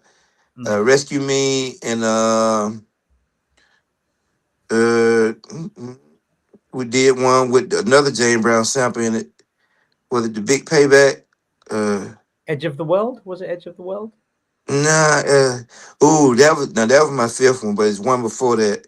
That Slim started it off. Oh my goodness, I can't believe I can't remember the name of it. You had the Say It Again, which was the Isley track. Say It Again, we did that one actually last, so that was Teddy idea for us to do the Isley Brother joint. Was it no? Oh, it had on the tip of my tongue. I think of it in a few minutes. But yeah. But it was so many. It was hard for me to pick from the 911 album like I did from the Basic Black, because we had more control of that one. Like Yeah. Teddy went to Trinidad to work on Guy 3, and he left us the studio in Virginia Beach to do a 911. And so when they came back for Christmas break, we had 10 songs and they had 2. He was like, wow. He was like, man, we never left the studio. We had engineer Spragg stayed at the studio, so we didn't have to worry about calling no engineer in. So we recorded around the clock. I think you and Spragg would have been a killer combo at that time. Like, Oh yeah, that's my homeboy. I brought him to Virginia Beach with me. Me and Spragg is actually from Columbus, Georgia, with me. So yeah. serious talent, man. Oh yeah. And I was saying this before you came on, like, you know how you when you're out and about and you're clubbing back in the day and you hear a song, one of your songs played at a club in Bangkok. I was at a nightclub in Bangkok, and everybody lost their shit, man, and it was beautiful. Oh, for real? And it was MC Light's Roughneck, which you just Oh, for real? I remember that feeling because I'm in a place, they're playing all pop songs and like just general stuff, right? Like the Spice Girls or something. And then Roughneck comes on and there was no context to what was coming on before and everybody lost their shit. It was beautiful, man. That's crazy. Yeah, we I was hoping we could keep Left Eye on that song, Cause with Left Eye, we was thinking of the pop charts. We like, man, we can hit the pop charts with Left Eye on there. And then like when Teddy called me in there, like, yo, we gotta take Left Eye off. I like, why? He was like, Pebbles want 80%. I'm like, what? He was Yeah, like, yeah. that's a Man, shame. That really is a shame, because I think that would have been it would have elevated the song just a little bit. Taken. oh yeah. Yeah, that was my first heartbreak. The second one was when we was at Larrabee working on the Adam Family Values 2 Oh yeah, the Michael soundtrack. Yeah, the first night we in there with Mike. I met Mike. Second night they come in there and tell us they taking Mike off the soundtrack. I was like, wow. Wow. What song were you working on? Was it a family thing? Oh, he's frozen again. He's frozen again. The gremlins are in full Yeah. effect today. Wow. Okay. The internet gremlin. Yeah. The hopefully come back. Even Stevie's disappeared. Yeah. I don't. Having a rough Yeah, go. I don't understand what's happening. But it is interesting just to be able to hear some of those back behind the scenes stories, especially thinking about how much stuff Teddy did that he doesn't get credit for. He says it's a man thing, it's a Teddy track. I mean, Wow. it's a, not just stupid, but it's a man thing. And what other song did he say? Yeah, just to think about how much other stuff that he would have done without getting his credit. But okay. Yeah. Pretty in Pink was another one which was interesting. Yeah, he said he did that as well. Okay. All about I you. got Juice. I don't know what's wrong with it now. Okay. My video. Okay, there it go. Okay. Yeah, I'm sorry about that, I'll go on fella. cell phone, I think. What were you saying? I was just saying, interesting experience. Like, I heard that song where I heard it. Rough It was Neck. it was in a nightclub in Bangkok, and just the Wow. weirdest thing. And yeah, it's nice to hear a song that you really want to hear. Uh-huh. I was listening to it was horrible music up until that point. Then I heard it. I'm like, I'm set, man. I can go home now. I don't need any more songs. I'm good. Did you lose it too? Oh, I absolutely lost it. I absolutely. It's fantastic song. What a song. But when we think about what MC Light did with Donnell Jones, so you realize that took the song to another level. So you imagine if MC Light was, T-Buzz, sorry, not T-Buzz, Left Eye was on that track, Left Eye. how much it would have, it would have been. Any idea why Teddy didn't work on the History album? No, for Mike. Yeah, because he did so well with Dangerous, and he, I'm surprised. I don't know. I know. I know.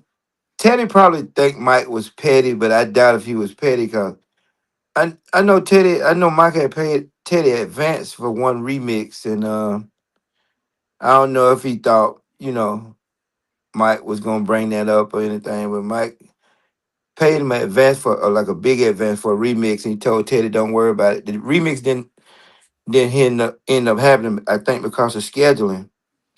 So, Mike would call the studio, and Teddy be like, "Tell him I'm not here." Tell him, I'm like, "Wow, Michael Jackson, tell him you not here." I was like, "Wow." I like that would be the last person in the world I'll be like, tell him I'm not here. So Teddy probably thought he wanted to talk. What about the remix I paid you for already?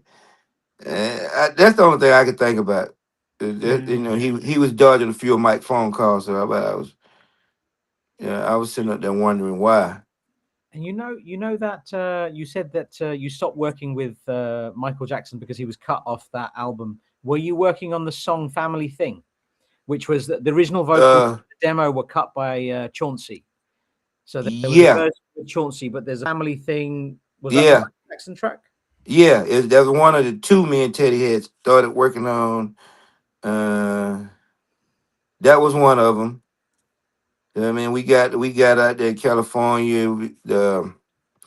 We rode out to the Never Never Land. We got on like go karts to ride down about a mile and a half to the movie theater. We in there watching pieces of the movie. Mike was telling Teddy where he wanted to go right here, and Mike got a red phone in the booth to the left. It was like the bat phone, but it was red and like a booth. It was lit up on that side, and of another booth on the right side lit up. He had in the front he had popcorn and his own chocolate from Switzerland with his picture on him. Man, it was crazy. So I'm just sitting up there, all just looking around, and Mike was like, "Yeah, I want this scene to be like it." So that was one of the songs, but it was crazy. My goodness. That's cool, man. My goodness. Do you think because we started off with this album saying that people were accusing Basic Black of being a clone of Guy. Do you think that was do you guys think you were different than Guy at the time, or were you trying to be like them, or what was Gene's? Uh, It it it's kind of either or. Cause when we in Columbus, we was a local band just doing cover songs. But when Guy came out, then our original style was kind of like that New Jack Swing. So we didn't try to be like Guy. Gene had got a few demo tapes from a lot of people because he figured a Guy, and it been some tension in between them anyway when Guy was on tour. So when they played Columbus, Georgia, we opened up the show. And Gene was backstage. So when we started hitting, we played all the Teddy production. We played My Prerogative. We ain't played no Guy songs. We know we couldn't do that. We played My Prerogative and some more stuff Teddy produced. So next thing you know, we see heads peeking from from backstage. It was Gene and Teddy. So we figured we was doing something right. So at the end of the night, Gene was like, "Yeah, man, I need a band to come out on the road to play for today, and we like y'all sound." And being that Gene was from Columbus too, anyway, he didn't. We didn't find out till later. When he came back about a month later, he took us over to his mom's house and played some more songs for us. But it was kind of our style anyway. When we actually started producing our own original music, it was New Jack Swing was in then. So that's why. And then once Gene heard us after the split, he wanted us to go more after the Guy sound with the harmonies and the leads. And Okay. The I guess did you think the split? I mean, if the split didn't happen, did you guys have a choice to think let's go with Teddy or let's stay with Gene, or what was that opportunity when the split happened? Because with we're reading the Gene, yeah. Go ahead. yeah, Gene made it. he made sure that we knew that he had the money. He was like Teddy is crying at the airport in Chicago. He can't get home because I canceled all the credit cards, and Wow. I bought them 3 houses down here. He took us around looking at the 3 houses they had, the Aaron, Teddy, and Damien house. So he let it make be known that the money was with him, Wow.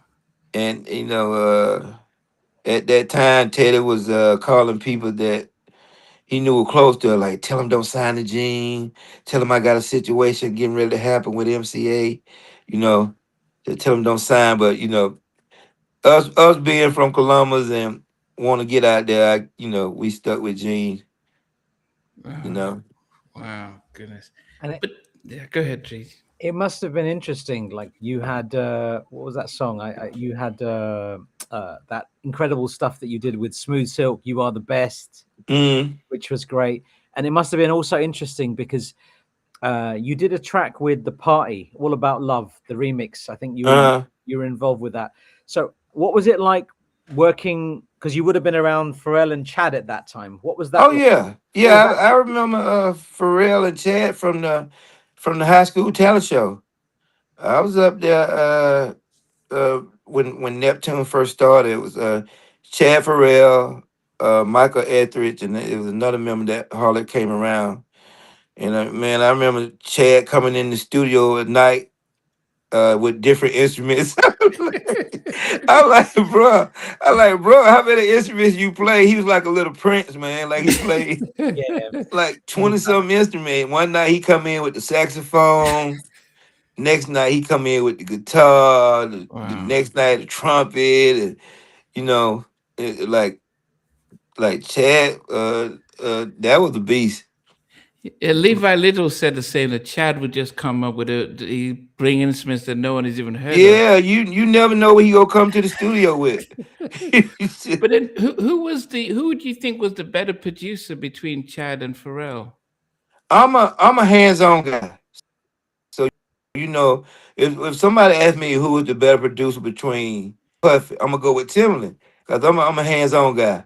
I like to see hands on the beat machine, hands on the keyboard. So I'm even though for real my boy, I'm gonna go with Chad. You know, Wow. they asked me who was better between Quincy and Teddy. I go with Teddy. Because even though Quincy read music and was composed, he was a beast. I'm a hands-on guy. Wow. So I guess there's Pharrell because was more the visionary then. Yeah. Okay.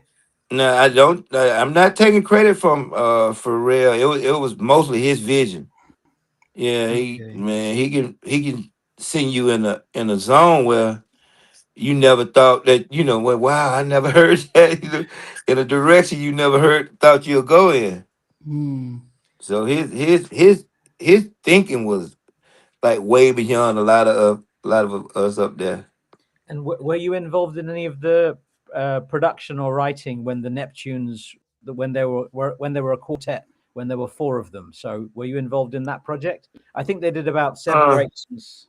Probably for the production, it was all them, but every now and then Teddy will mix one or two of them or may add a little element, but no, I stayed out of chat way. It wasn't it wasn't no reason to touch that, man. Chad was good. He Oh knew. yeah, Yeah. Oh, Yes. yeah. Tammy Lucas. We're reading the book, and he's not. We didn't get any mention from her in the book. What was her strengths from your point of view, Tammy? I met Tammy when we first moved to New York. Tammy is a dope writer, dope vocalist. So that's who Gene first put us with. We brought Gene told me inspect, go to the house, do some tracks. We brought back a few tracks. Tammy laced a few of them. But we, our our chord structure and beat was on the Star Point song, like the chord change and everything. But Teddy redid it, like he did. So he did us like that first. So when Gene took the cassette to Teddy, and it was a song on few songs on Star Point album that me and Spec had composed originally, but Teddy ended up redoing them, and Tammy wrote them. Oh, the start point. Okay. Yeah, Okay. I want you, you want me. That yeah, yeah, and there was brilliant. another one on there too. The me and Whatever it Spec has. takes. No, it's whatever something. Yeah, yeah. Yeah. Wow. Hmm. Goodness. My goodness. Uh, Teddy's doing his book. I mean, he's gone out with his book, and he's doing a lot of promotion for it. Um, if you were to,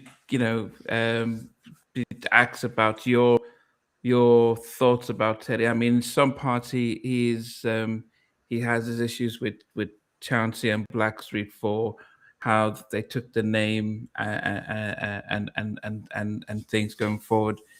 Um, but from how do you if you look back at your time with Teddy, both GR, post GR, when you worked at Future and stuff, how do you look back at Teddy?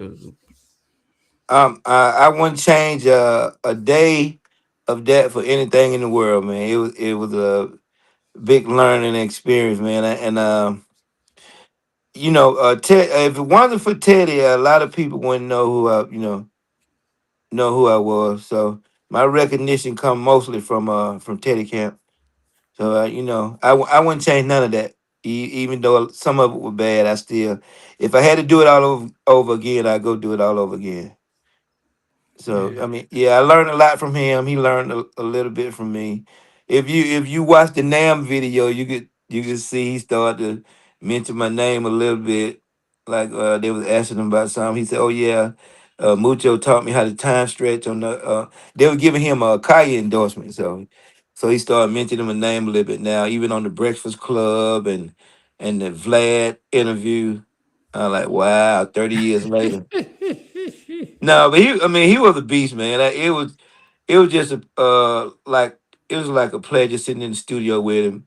Like I said in one interview, like when we moved to New York and we was invited to the studio, we expected to see like this probably a Gene Griffin looking guy, the thick mustache, sitting at the keyboard doing all, and we saw this little dude about what 5'6", 5'7", sitting behind all that equipment, and we were like, "What the?" He was like, "He doing it for real." Like, dang.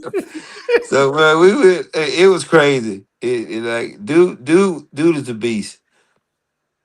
Wow. And that Starpoint track, it was "Have You Got What It Takes?" Yeah, Yeah, yeah. Have yeah, you got what it takes? Yeah. My So goodness. My yeah, goodness. he dude a beast. But Yeah. I was thinking, Teddy.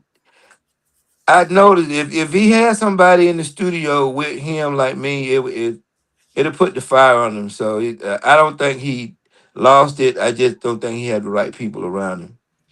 Okay. 'Cause, I stayed in B.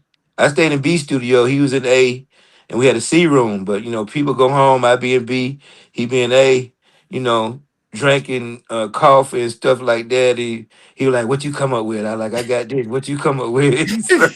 So he tried not to let me get the best in it. He listened to a song and with nothing. I turned around and asked him how you like it, and he gone out the door and he going to A room. He erased the idea he had and he started on another one. So it was like that with me and him. Wow. But, yeah, I figure I kept the fire under him. So yeah, if I did something hot, he gonna go in there and do something hotter. What do you think happened when he started doing stuff like with David Miller, Not a Butter? It just felt like it in some ways that era of are you still there, Much? Oh, he's missed. Okay. Okay. Wow. I think he's gone. But oh, Salute condolences to Much's father. I need to ask him about that. Okay. Oh, so he's gone. Well, let me see if Stevie's watching. Oh, he's back. Cut it Okay. off. You hear me now? Yeah, we can hear you slightly. Yes. Okay. Yeah, I got a phone call. I don't know how to put it on privacy. Uh, Did you all they mentioned did your father passed away recently? Mitch? My father passed away when I was with Teddy in Virginia Beach. Okay. It was back in like Okay. 96, 97. So that been a minute ago. Okay. Yeah. But I Okay. think you asked me about Nutter Butter. Yeah, yeah. Do you know he was coming up with he was released Not a Butter, released David Miller. Was it David Miller? Yeah. Oh, it yeah. was Little it Man.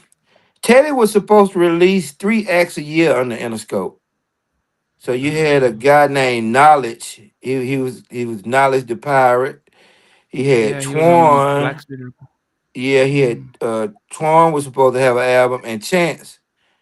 So everybody that was on the Blackstreet album was promised a record deal. So it was the first year was supposed to be Blackstreet, Neptune, and Nutter Butter. Uh, no, I think Rex and Effect didn't. I don't remember if Rex and Effect went to Interscope deal or not. And then the second year was going to be Chance, Knowledge the Pirate, and Twan. It's going to be 3 rap albums. And then the third year, after I started helping them with production, it's going to be 911. Fifth Avenue. He had a girl group called Fifth Avenue Oh yeah, yeah. with Blue Cantrell them and Men of Vision. So he was supposed to do 3 acts a year on the Interscope. So I Teddy, he told me, I like, why you didn't release the 911 app? One app, he like, man, he said, y'all was competition for Guy. I said, yeah, but we on your label. It was like, I said, that's more money in your pocket. I said, we on your label. And he looked up in the sky like, I didn't think of it like that. Like, how could you not? Yeah, yeah, yeah, yeah. That would have definitely would have been something if you guys had come out Oh had yeah. something different. Yeah, and Jimmy Iovine was requesting the 911 record too. You know, he called when Teddy called when I came back up to do the in a magazine joint. He said, "Okay, 911 need one more up tempo." And I don't know if y'all heard this song cause it was added to the list late. I did a song called "Can't Get Enough." It should be on the 911, the one they released something, and so I don't know if Teddy was trying to buy time, but I went back there. Like my manager flew me back to Atlanta because my equipment was still down there. We cut 911. We cut Can't Get Enough in a day. Flew back up the next day and handed it to him. And he was like, "Wow!" So, and that's the last thing we heard. So Wow. And you asked about Rex and Effect going over to Interscope, to the Little Man label. They yeah, were to it for a little while, but yeah, I think Teddy made a mistake. He wanted to change their name to Anonymous, and yeah. that didn't work. They were on Uh-uh. one pen record, Rex and Effect as Anonymous, but Anonymous is a bad name for a group. Yeah, yeah. Oh, and I wonder if this is only anything to do with Gene still getting paid from Rex and Effect, and maybe they wanted to. Maybe. Gene got paid from 911 too. What? Yeah, before we started recording, Gene had came up there acting like he wanted to men with Teddy, and he was telling Teddy stories like, I still got Daryl and Mucho on the contract, and so, but he was doing that behind our back. So Oh, then Teddy came and mentioned it like, man, we got to pay Gene out of y'all budget. I like, for what? He said, he said, Gene said he still got contracts on y'all. I said, no, he don't. So Teddy ended up like, I don't want no trouble. He ended up giving Gene some money out of our budget, and we was mad at that, bro. when you look back at Gene, because I think Teddy's got in his book, and I haven't read that part yet. But how do you remember Gene Griffin? Uh, my first impression of Gene was a gangster. Cause when we moved to New York, he picked us up in the big body BMW, and we sitting in the BMW the size of a limo to us, and he was dressed like a gangster.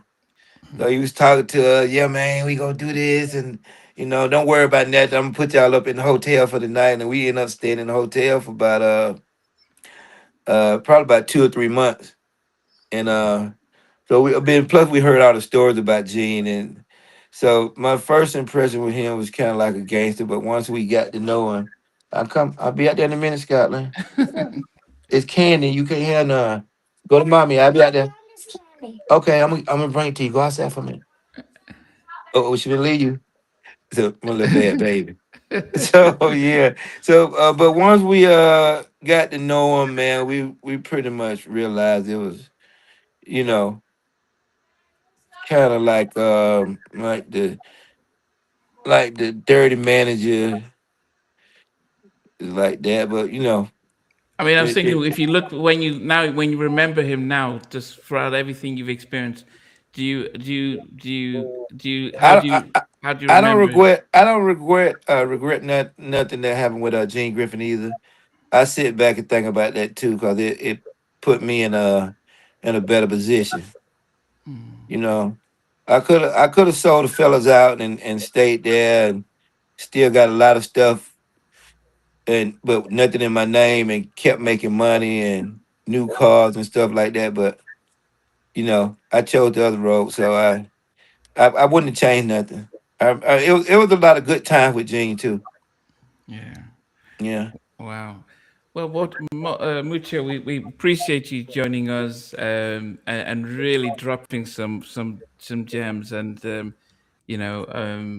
the experience, and we will definitely have to get you back on so we can go through the 911 The Pressure album, even Okay. though it didn't get released officially. It is still a New Jack Swing fan collection gem, so we have to do that. So we will make sure we get you on when you have space and time and stuff. But Okay. yeah, but we Yeah. appreciate the fact that you could take time off this evening. Yeah. Just, One of my coworkers forwarded me the link, so I thought he sent me a record, and I didn't know it was a live it's feed until I fine. heard you Nice. say, "We got Mucho on it." I'm like, "Whoa!" I said, "This is live." So one of my That's awesome. coworkers, man, he a real big music guy. His name is Torrance. So I'm gonna send a shout out to him for sending me the Shout out link, to man. But Torrance. yeah, Yeah, we that was appreciate crazy, that. man. Yeah, we So he appreciate it too. yeah, I just had came back from Home Depot with my little son, so he sent me the link. I like wow, I was like nice, thanks guys. I thought it was a record. Yeah, no, it's Sunday evenings we go live. So no, but Man, definitely. but anytime, man. If y'all I don't do WhatsApp much, but if y'all got my I don't even know my WhatsApp tag. If y'all can find me on there, or if y'all need my cell phone number, I can email it to y'all anytime y'all need to Okay. get in touch with me, man. Cause I'm working on some new stuff. I remember I told you the last time I was working on some new Yeah, stuff. because you were trying to do But stuff with 911 and stuff, but yeah. oh no, I'm working on some new stuff for real this time, and it's almost finished. Wow. So y'all will be the first to hear it. It's some grown folk stuff, but you go like the elements of it. Yeah, Sounds good. definitely with you. We're Well, gonna I guess promote as that for you. far as Thank you for your insights, man. Thank you for your uh, insights and sharing your stories. And Oh man, anytime, man. me, you need to know, man. As a musician, you are the man. Like as a Oh man, I appreciate it, man. I have ears, and you are just on a different planet. Like all of those thank tracks we talked about, we touched up on a few of them. Mm, So many of them. yeah. man, thank you, man. I appreciate that. Andrew, you say something? yeah, I was saying something. Just yeah, thanks for coming in. And as far as the new stuff is concerned, I'll just work it in there really quick. It's now or never. So we hope that we get That never. new stuff Hey, actually, coming out. that was Gotta work my it in. favorite song I wrote. Timmy Arthur did the track, Yeah. and that wasn't the favorite song I wrote. That was kind of like a real situation. It was Ah. easy to write. I was chasing a college girl over at Spelman at the time. Yeah, I told yeah. Well, I'm not going to spoil anything, but on this podcast, we're actually counting down our top 10 tracks, our personal ones. And let me just say, for real, like, yeah, I had that song on loop yesterday I as I appreciate was it. shopping. So, I mean, I'm a big fan of that song. It really spoke to my heart. It's timeless. Okay, So, appreciate it. it's an honor to be able to tell the Yeah, writer, the very next day. What a wonderful But world we live thank in. you, man. yeah, God I'm bless. glad I could touch it. yeah. But Yes. as I said, whenever you're ready to do stuff, just because I was waiting for what was the name of the first group you had? I'm gonna tell you, Ma- blackmail. Blackmail. Yeah, I was Yeah. ready for that, and I You was know ready my for. was a guy who was kind of like my nephew. He was married to my niece. He actually died of COVID. Oh, So that threw me back. But one of the songs on the new project, he actually wrote, and it's a beast too. So I okay, redid that one. Y'all are here. Y'all go ahead first. okay, You, you know, okay. um, I got to go through with it this time. I'm getting real old. But don't let the gray fool you. But yeah. Oh goodness, man. Okay, Mucho, we appreciate it, but we'll definitely keep in touch when you're ready to release your stuff, and we'll build a platform to promote it for you as well. Oh, thank you, man. Thank you. I uh, appreciate y'all for having me. Thanks for joining us, man. All Thank you. right. Thank you. See y'all later. See ya. All right. Wow, guys. So, What a nice yeah, surprise. definitely. Stevie's going to Stevie's going to join us in a bit because he's watching. So I think there's a connection issue, so he wasn't going to be able to come on. But man, what has made my day is that I am vindicated that I've always believed that "Why You Get Funky on Me" was a Teddy Riley track, and Mucho confirmed that Teddy did the track, and that Gene just had them redo it. Okay, Stevie, were you able to watch and listen in? Yes, yeah, I heard all that. Don't worry. Okay, and you heard the fact that Teddy produced "Why You Get Funky on Me." Yeah, I kind of knew that anyway. That's been like the best. It's been an open secret for years, that I think. Yeah. Okay. Let us get back to our countdown because Let's get on with this top 5. Yeah. Where are we now? So we had 5, number. I think. No, I did number 5. I had She's Mine. Oh, I don't at think number anybody 5. did anybody. I know I didn't do my I number did 5. special kind of So fool, right? Yeah. Okay, Stevie, what was your number 5? then it's Stevie. Number 5 Stevie, your quickly number was 5? She's Mine for me. The first. She's Okay, Oh. that's what I had. All right. And then we'll go a little bit faster then. For me, my number 5 actually is Special Kind of Fool. And I think that it's surprising because I will say a quick story though. I was playing it and my fiance heard it and I started slow dancing over there. But then I did the whole like arms apart balloon in between because it just feels like that kind of like a school dance floor, but also has like a timeless, almost always and forever house party type vibe to it, you know? Great song, but at number 5. Okay. All right. Well, I had that number 4 for me is Special Kind of Fool, and I made a video for it, and I got different videos of couples having their first dance, and there's one video that's, if anyone searches Special Kind of Fool on Halftone Chair, of this woman in tears with her first dance with her husband, with her new husband, and he's wiping up her tears as they're singing it, and it just just captures the song, that sense of I'm gonna go all out for you. And it's interesting that Mucho and the guys didn't like it because it did seem very old and dated, but it resonated with the community really well, and it still does right now. So it is a special song, but quite different from most R&B songs from that time frame. All right, VJ, what's number 4 for you? Number 4 for me was a single, Nothing But a Party. Oh, wow. This guy, I don't know if you can see that. Nothing But a Party. Look at that artwork. I don't get the suits, man. I don't get the clothing. Oh, I like it. I mean, think about this.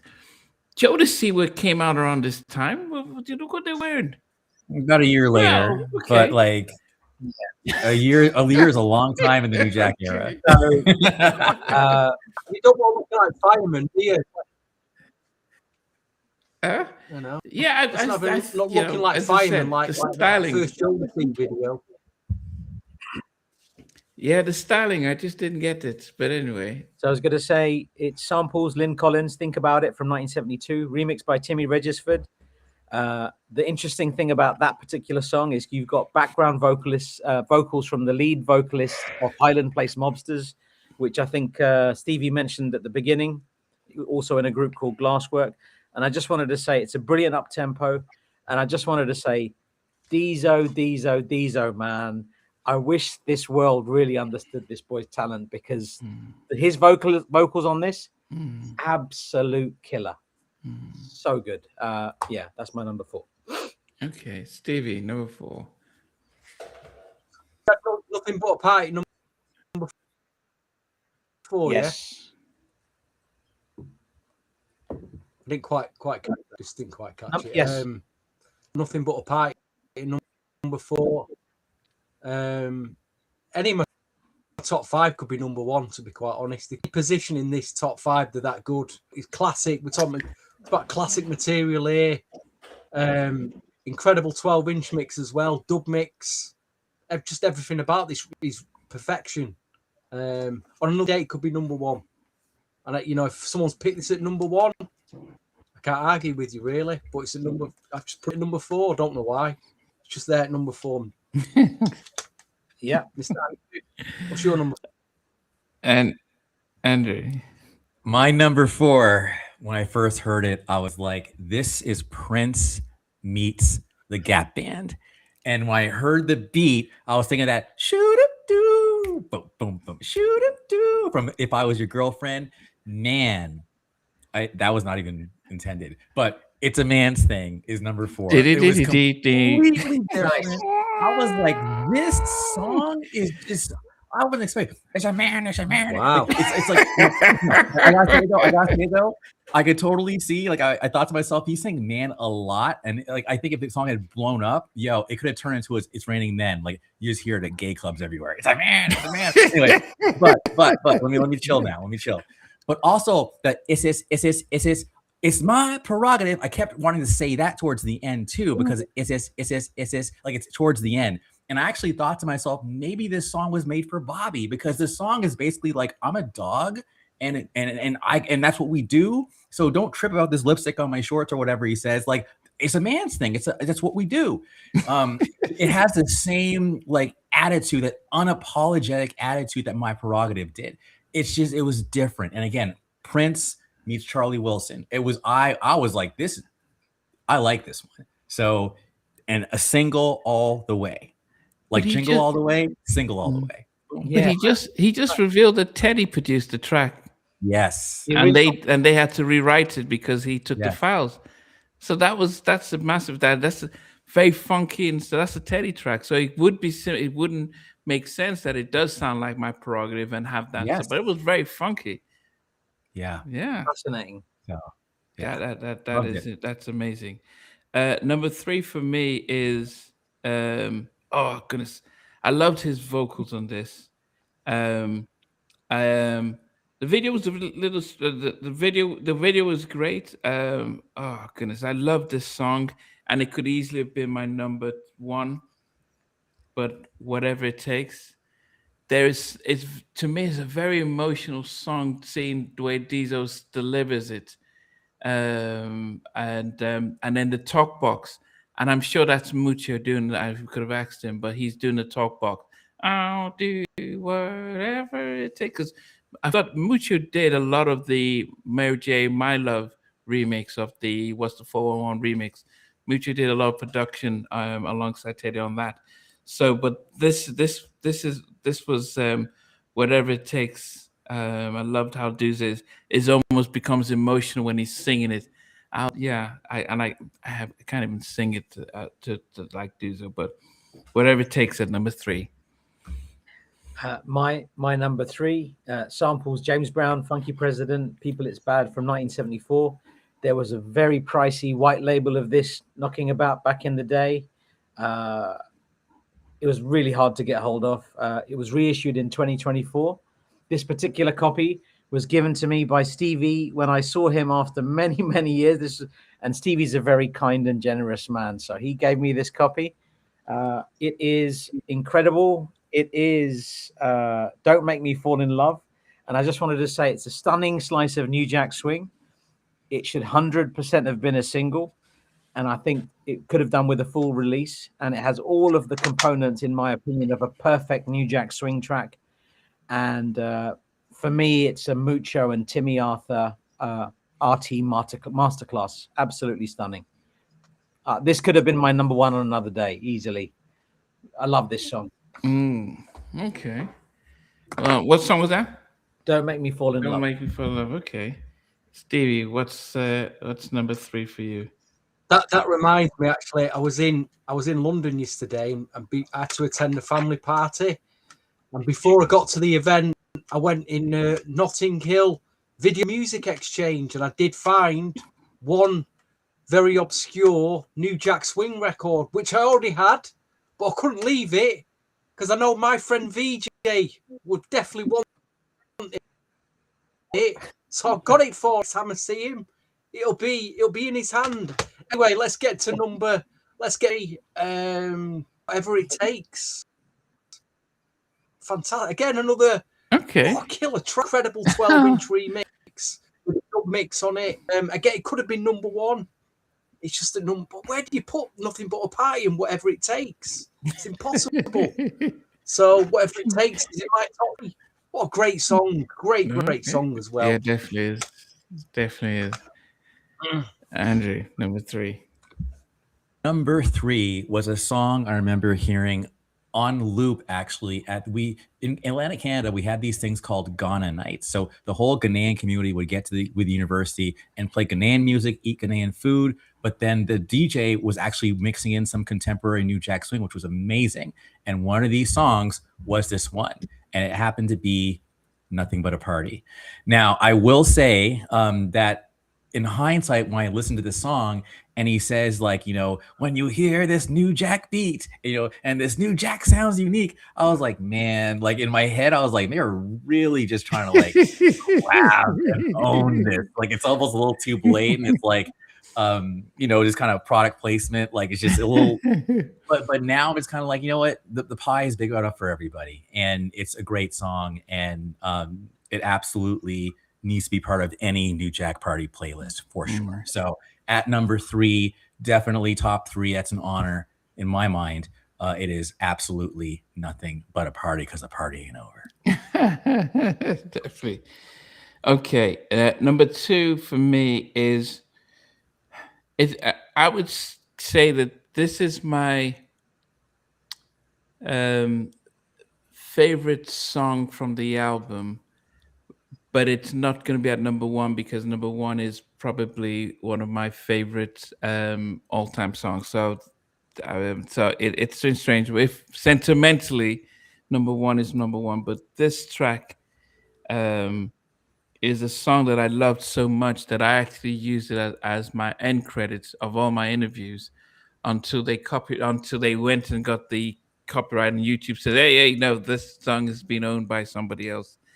And it's look at this, I forgot. It's Take It Off Air. Don't Make Me Fall in Love.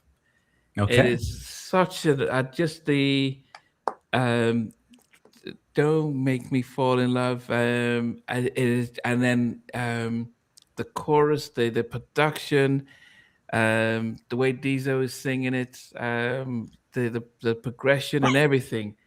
I just loved the track, and but it was a hard. I think I already had number 1 from the start, but this was as high as I could put it, 5.5 minutes, and it could have been 6.5 minutes or 10 minutes, and I would have just enjoyed it. Some of my favorite songs, I think of Janet Jackson's "All Right." I was going to say extended mix, but the album version is 6.5 minutes, and it doesn't sound like it's any. It could be even longer. Or One More Chance on the Barbie album is 6 minutes and 30 seconds. It feels like it even going on an extra minute and a half. And Don't Make Me Fall in Love, 2.5 minutes, 5.5 minutes. Loved it. At number 2. Solid. My number 2, I'm just going to show you 2 copies of it before I say what I've got to say. So this was the release copy. This is the one with Eddie F and Novell and Pete Rock remix. This was on Got Records. And I'm convinced that Teddy is actually on this record. Like, if you listen to the production on this, I'm pretty sure, because Teddy worked on another record called I Want You by Billy Alexander Davis. And he's all over that. Credited as a Gene Griffin production, etc. Similar kind of setup. Just wanted to share that. So my number 2 is obviously She's Mine. It uses 3 samples. As I mentioned earlier, Johnny Gill, Rub You the Right Way, JG Classic. Lynn Collins, Mama Feel Good, and Funk Inc.'s Cool Is Back. And this is the cool thing about this song. It's sampled in Pete Rock and CL Smooth, the Creator. So She's Mine is sampled in Pete Rock and CL Smooth, the Creator. That blew my mind. Also sampled in Heavy D and the Boys, Don't Curse. That blew my mind. Obviously, stuff that you would maybe know, background vocals by Zan and Deezo and Timmy Arthur. This song was written by Deezo, written by Basic Black and Gene Griffin. I know Namdi's smiling deeply inside his inner being when I say that. And produced by Griffin Entertainment Group and remixed by the Untouchables. And obviously, as you know, rapped by Pete Rock and Seal Smooth. She's Mine could easily have been a #1 song. And that Untouchables flavor just brings it up. Yeah, I can hear Novelle's I can hear Novelle's little subtleties there. Incredible. Yeah. But unfortunately, it could only make it to #2, but a very, very strong #2 it is. I just before Stevie comes in, I just realized that "Don't Make Me Fall in Love," I think it samples Teddy's remix of Jane Child's "I Don't Want to Fall in Love." You know that part where it says, "You know you want me." There's a lady that says there's a part right there that feels as if they listened to that Jane Child "I Don't Want to Fall in Love" and took elements of what Teddy did there. Out you, babe. Were you trying to sing it, Stevie? Yeah, and unless you guys, and I listened to it, and I remember that part where there's a lady that says, "You know you want me," or something like that, and it. Was he was going in and out? Yeah. Want to? No, you want me. Okay, you're back in now. Okay. Yeah, but there's a part in there, so I guess if you listen to those two songs, you might see the similarity. Yeah. All right, Stevie, go ahead.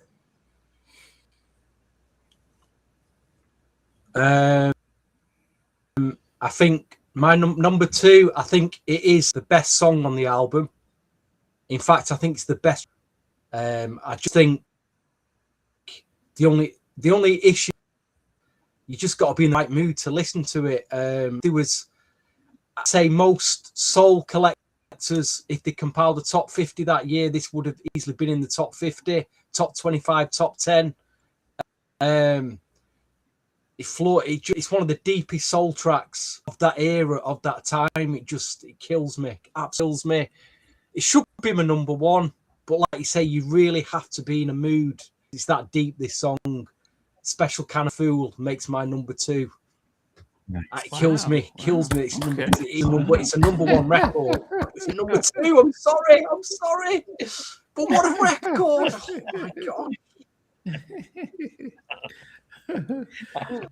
Solid. It's the best song on the album by a mile, by a country mile. You know, no arguments or debates. It's the best song. Zan, big up to Zan who wrote it as well. Yeah, and we know that Zan does seem to has an idea of what we're doing here. So yeah, go ahead, Knight. What's your #2? So this song was previously my #5, and I am very grateful to VJ for letting me change my order on Saturday afternoon Pacific time, which would have been the evening at his time, but he was gracious enough to let me do it. And had I not done it, I would have regretted it even more so based on the events of today.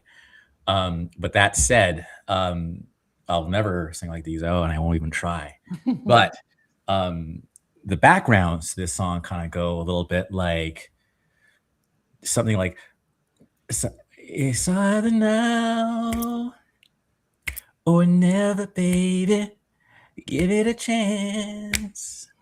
A little romance, babe. Anyways, I love Now or Never. It's skyrocketed from #5 to #2 when it just hit me.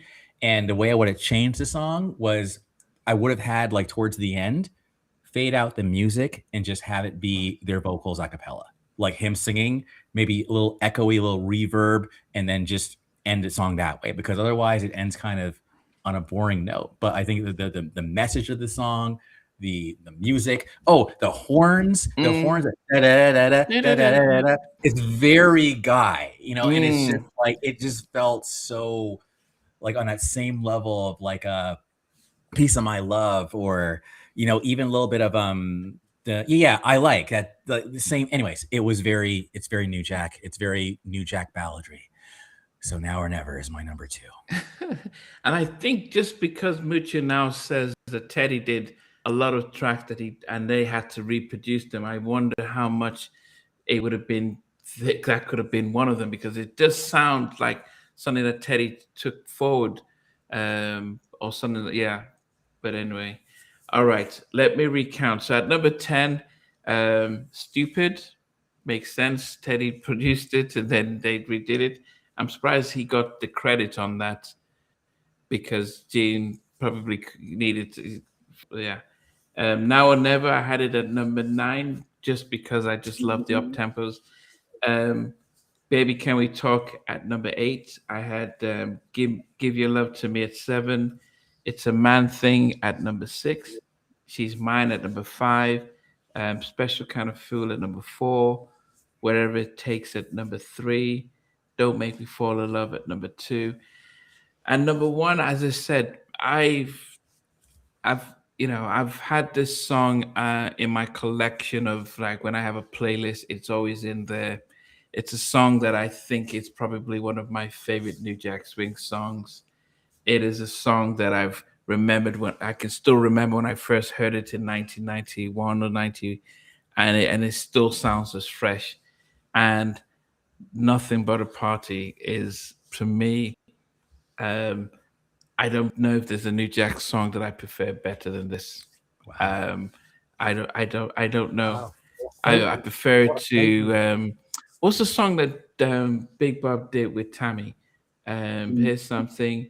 I Like Your I Style. like your I style. love the track, but this to me is just so, even the rap that comes in, the it's like groove me in a way because you party people. I can just feel it, and I can feel the excitement of the yeah.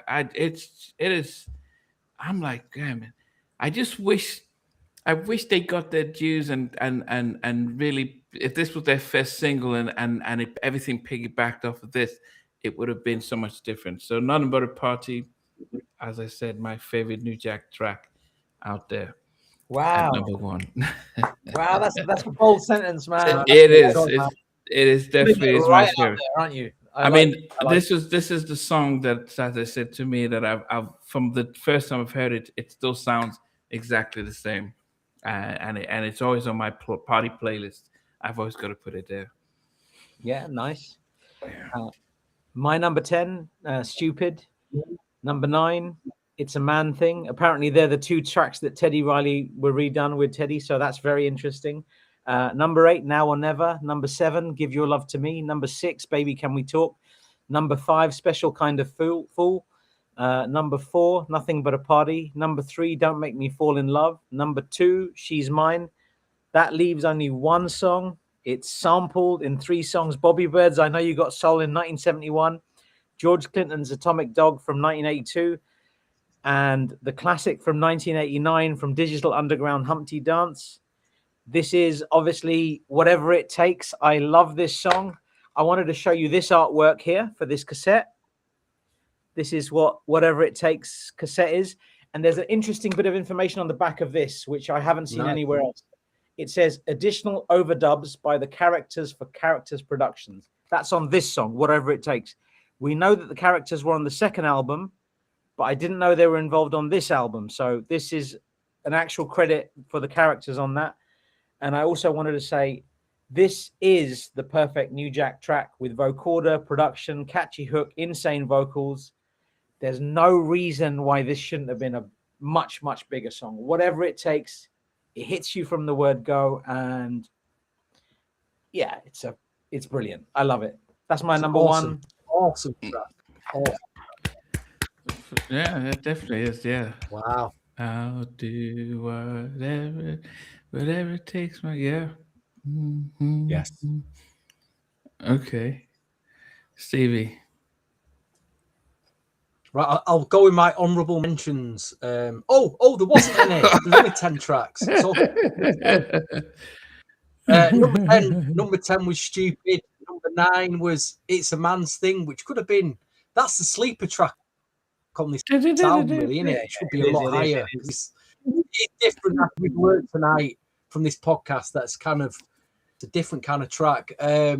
Number 8, Now or Never. Number 7, Give Your Love to Me. Number 6, Baby Can We Talk. Number 5, why is She's Mine at number 5? Why is Nothing But a Pie at number 4? Or it takes at number 3. Well, no, I expect Kind of Fool at number 2. No, it should have been at number 1. But my number 1, I don't know. For the last couple of years, I've just played this track over and over and over again. I'm not even saying it's the best track on the album. It's just that I just play it over.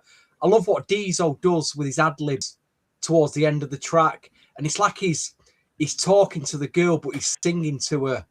And it's very personal what he's saying.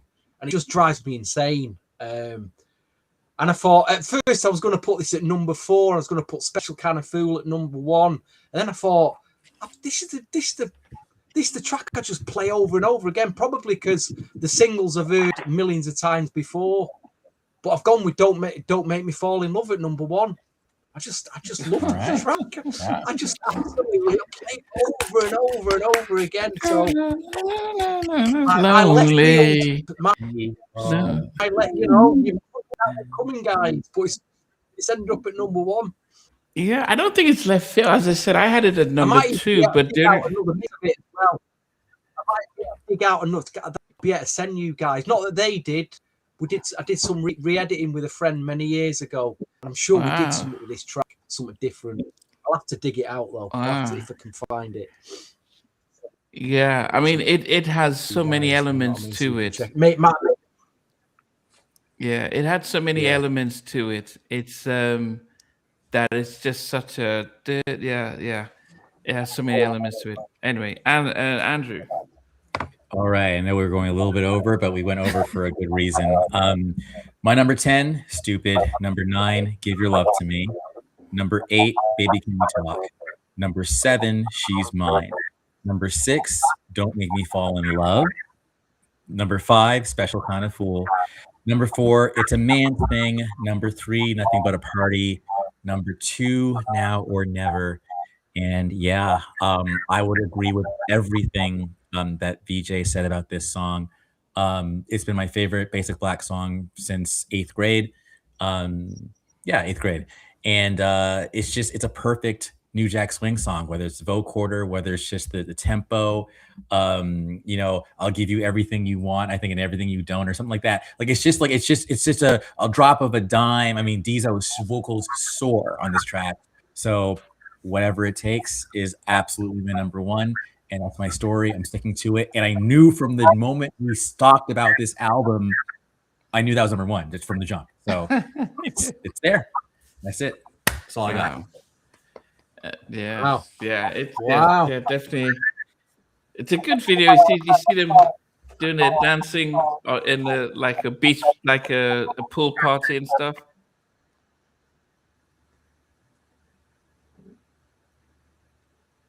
Okay, it's okay. Everyone went quiet. Yeah, remember how they did that? Yeah, and they did a video for that, so that's good as well. Yeah. Okay. DL1 actually got a master list there as well. Yeah.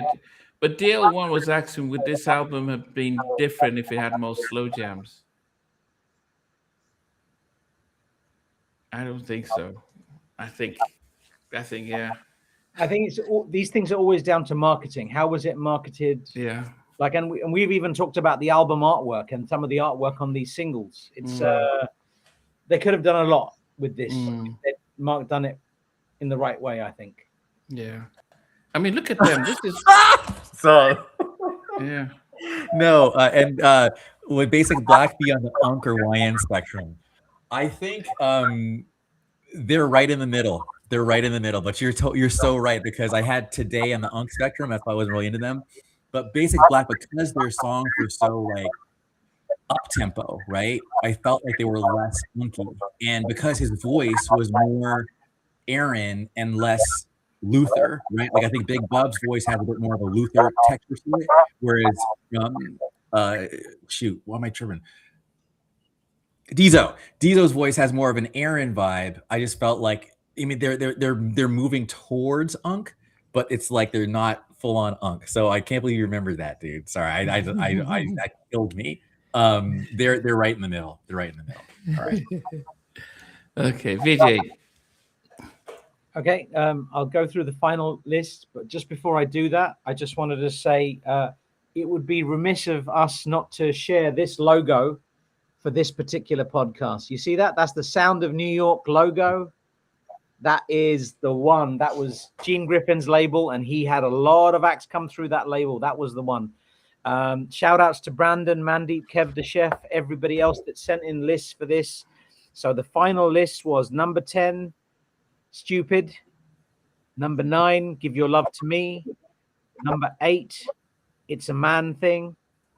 Number 7, Now or Never. Number 6, Can We Talk? Baby, Can We Talk? Number 5, Special Kind of Fool. Number 4, Don't Make Me Fall in Love. Number 3, She's Mine. Number 2, Nothing But a Party. So number 1 is Whatever It Takes.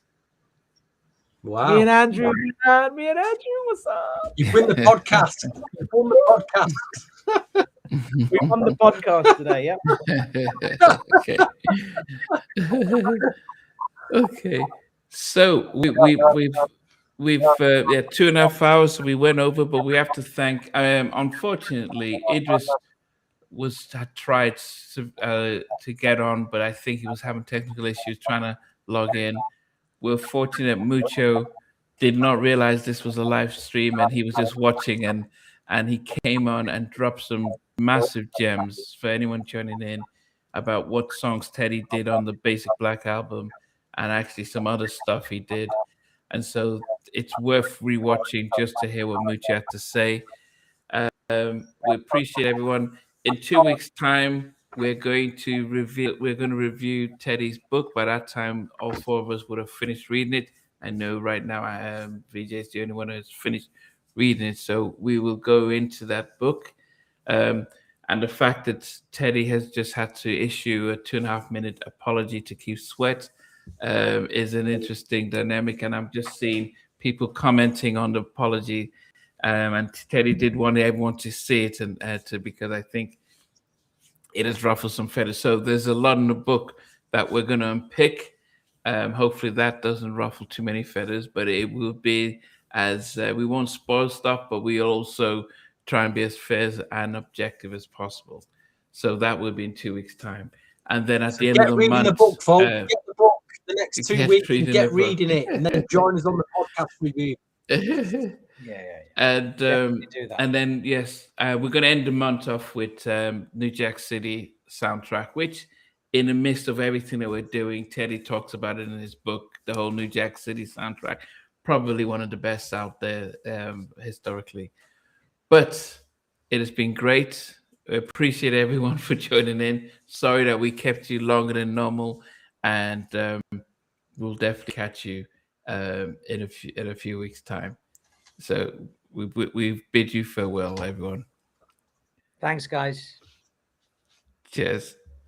Hey guys, thanks for watching. Thanks for being a part of Halftime Chat. Please remember to subscribe, share, and comment. But most importantly, why don't you become a member of Halftime Chat?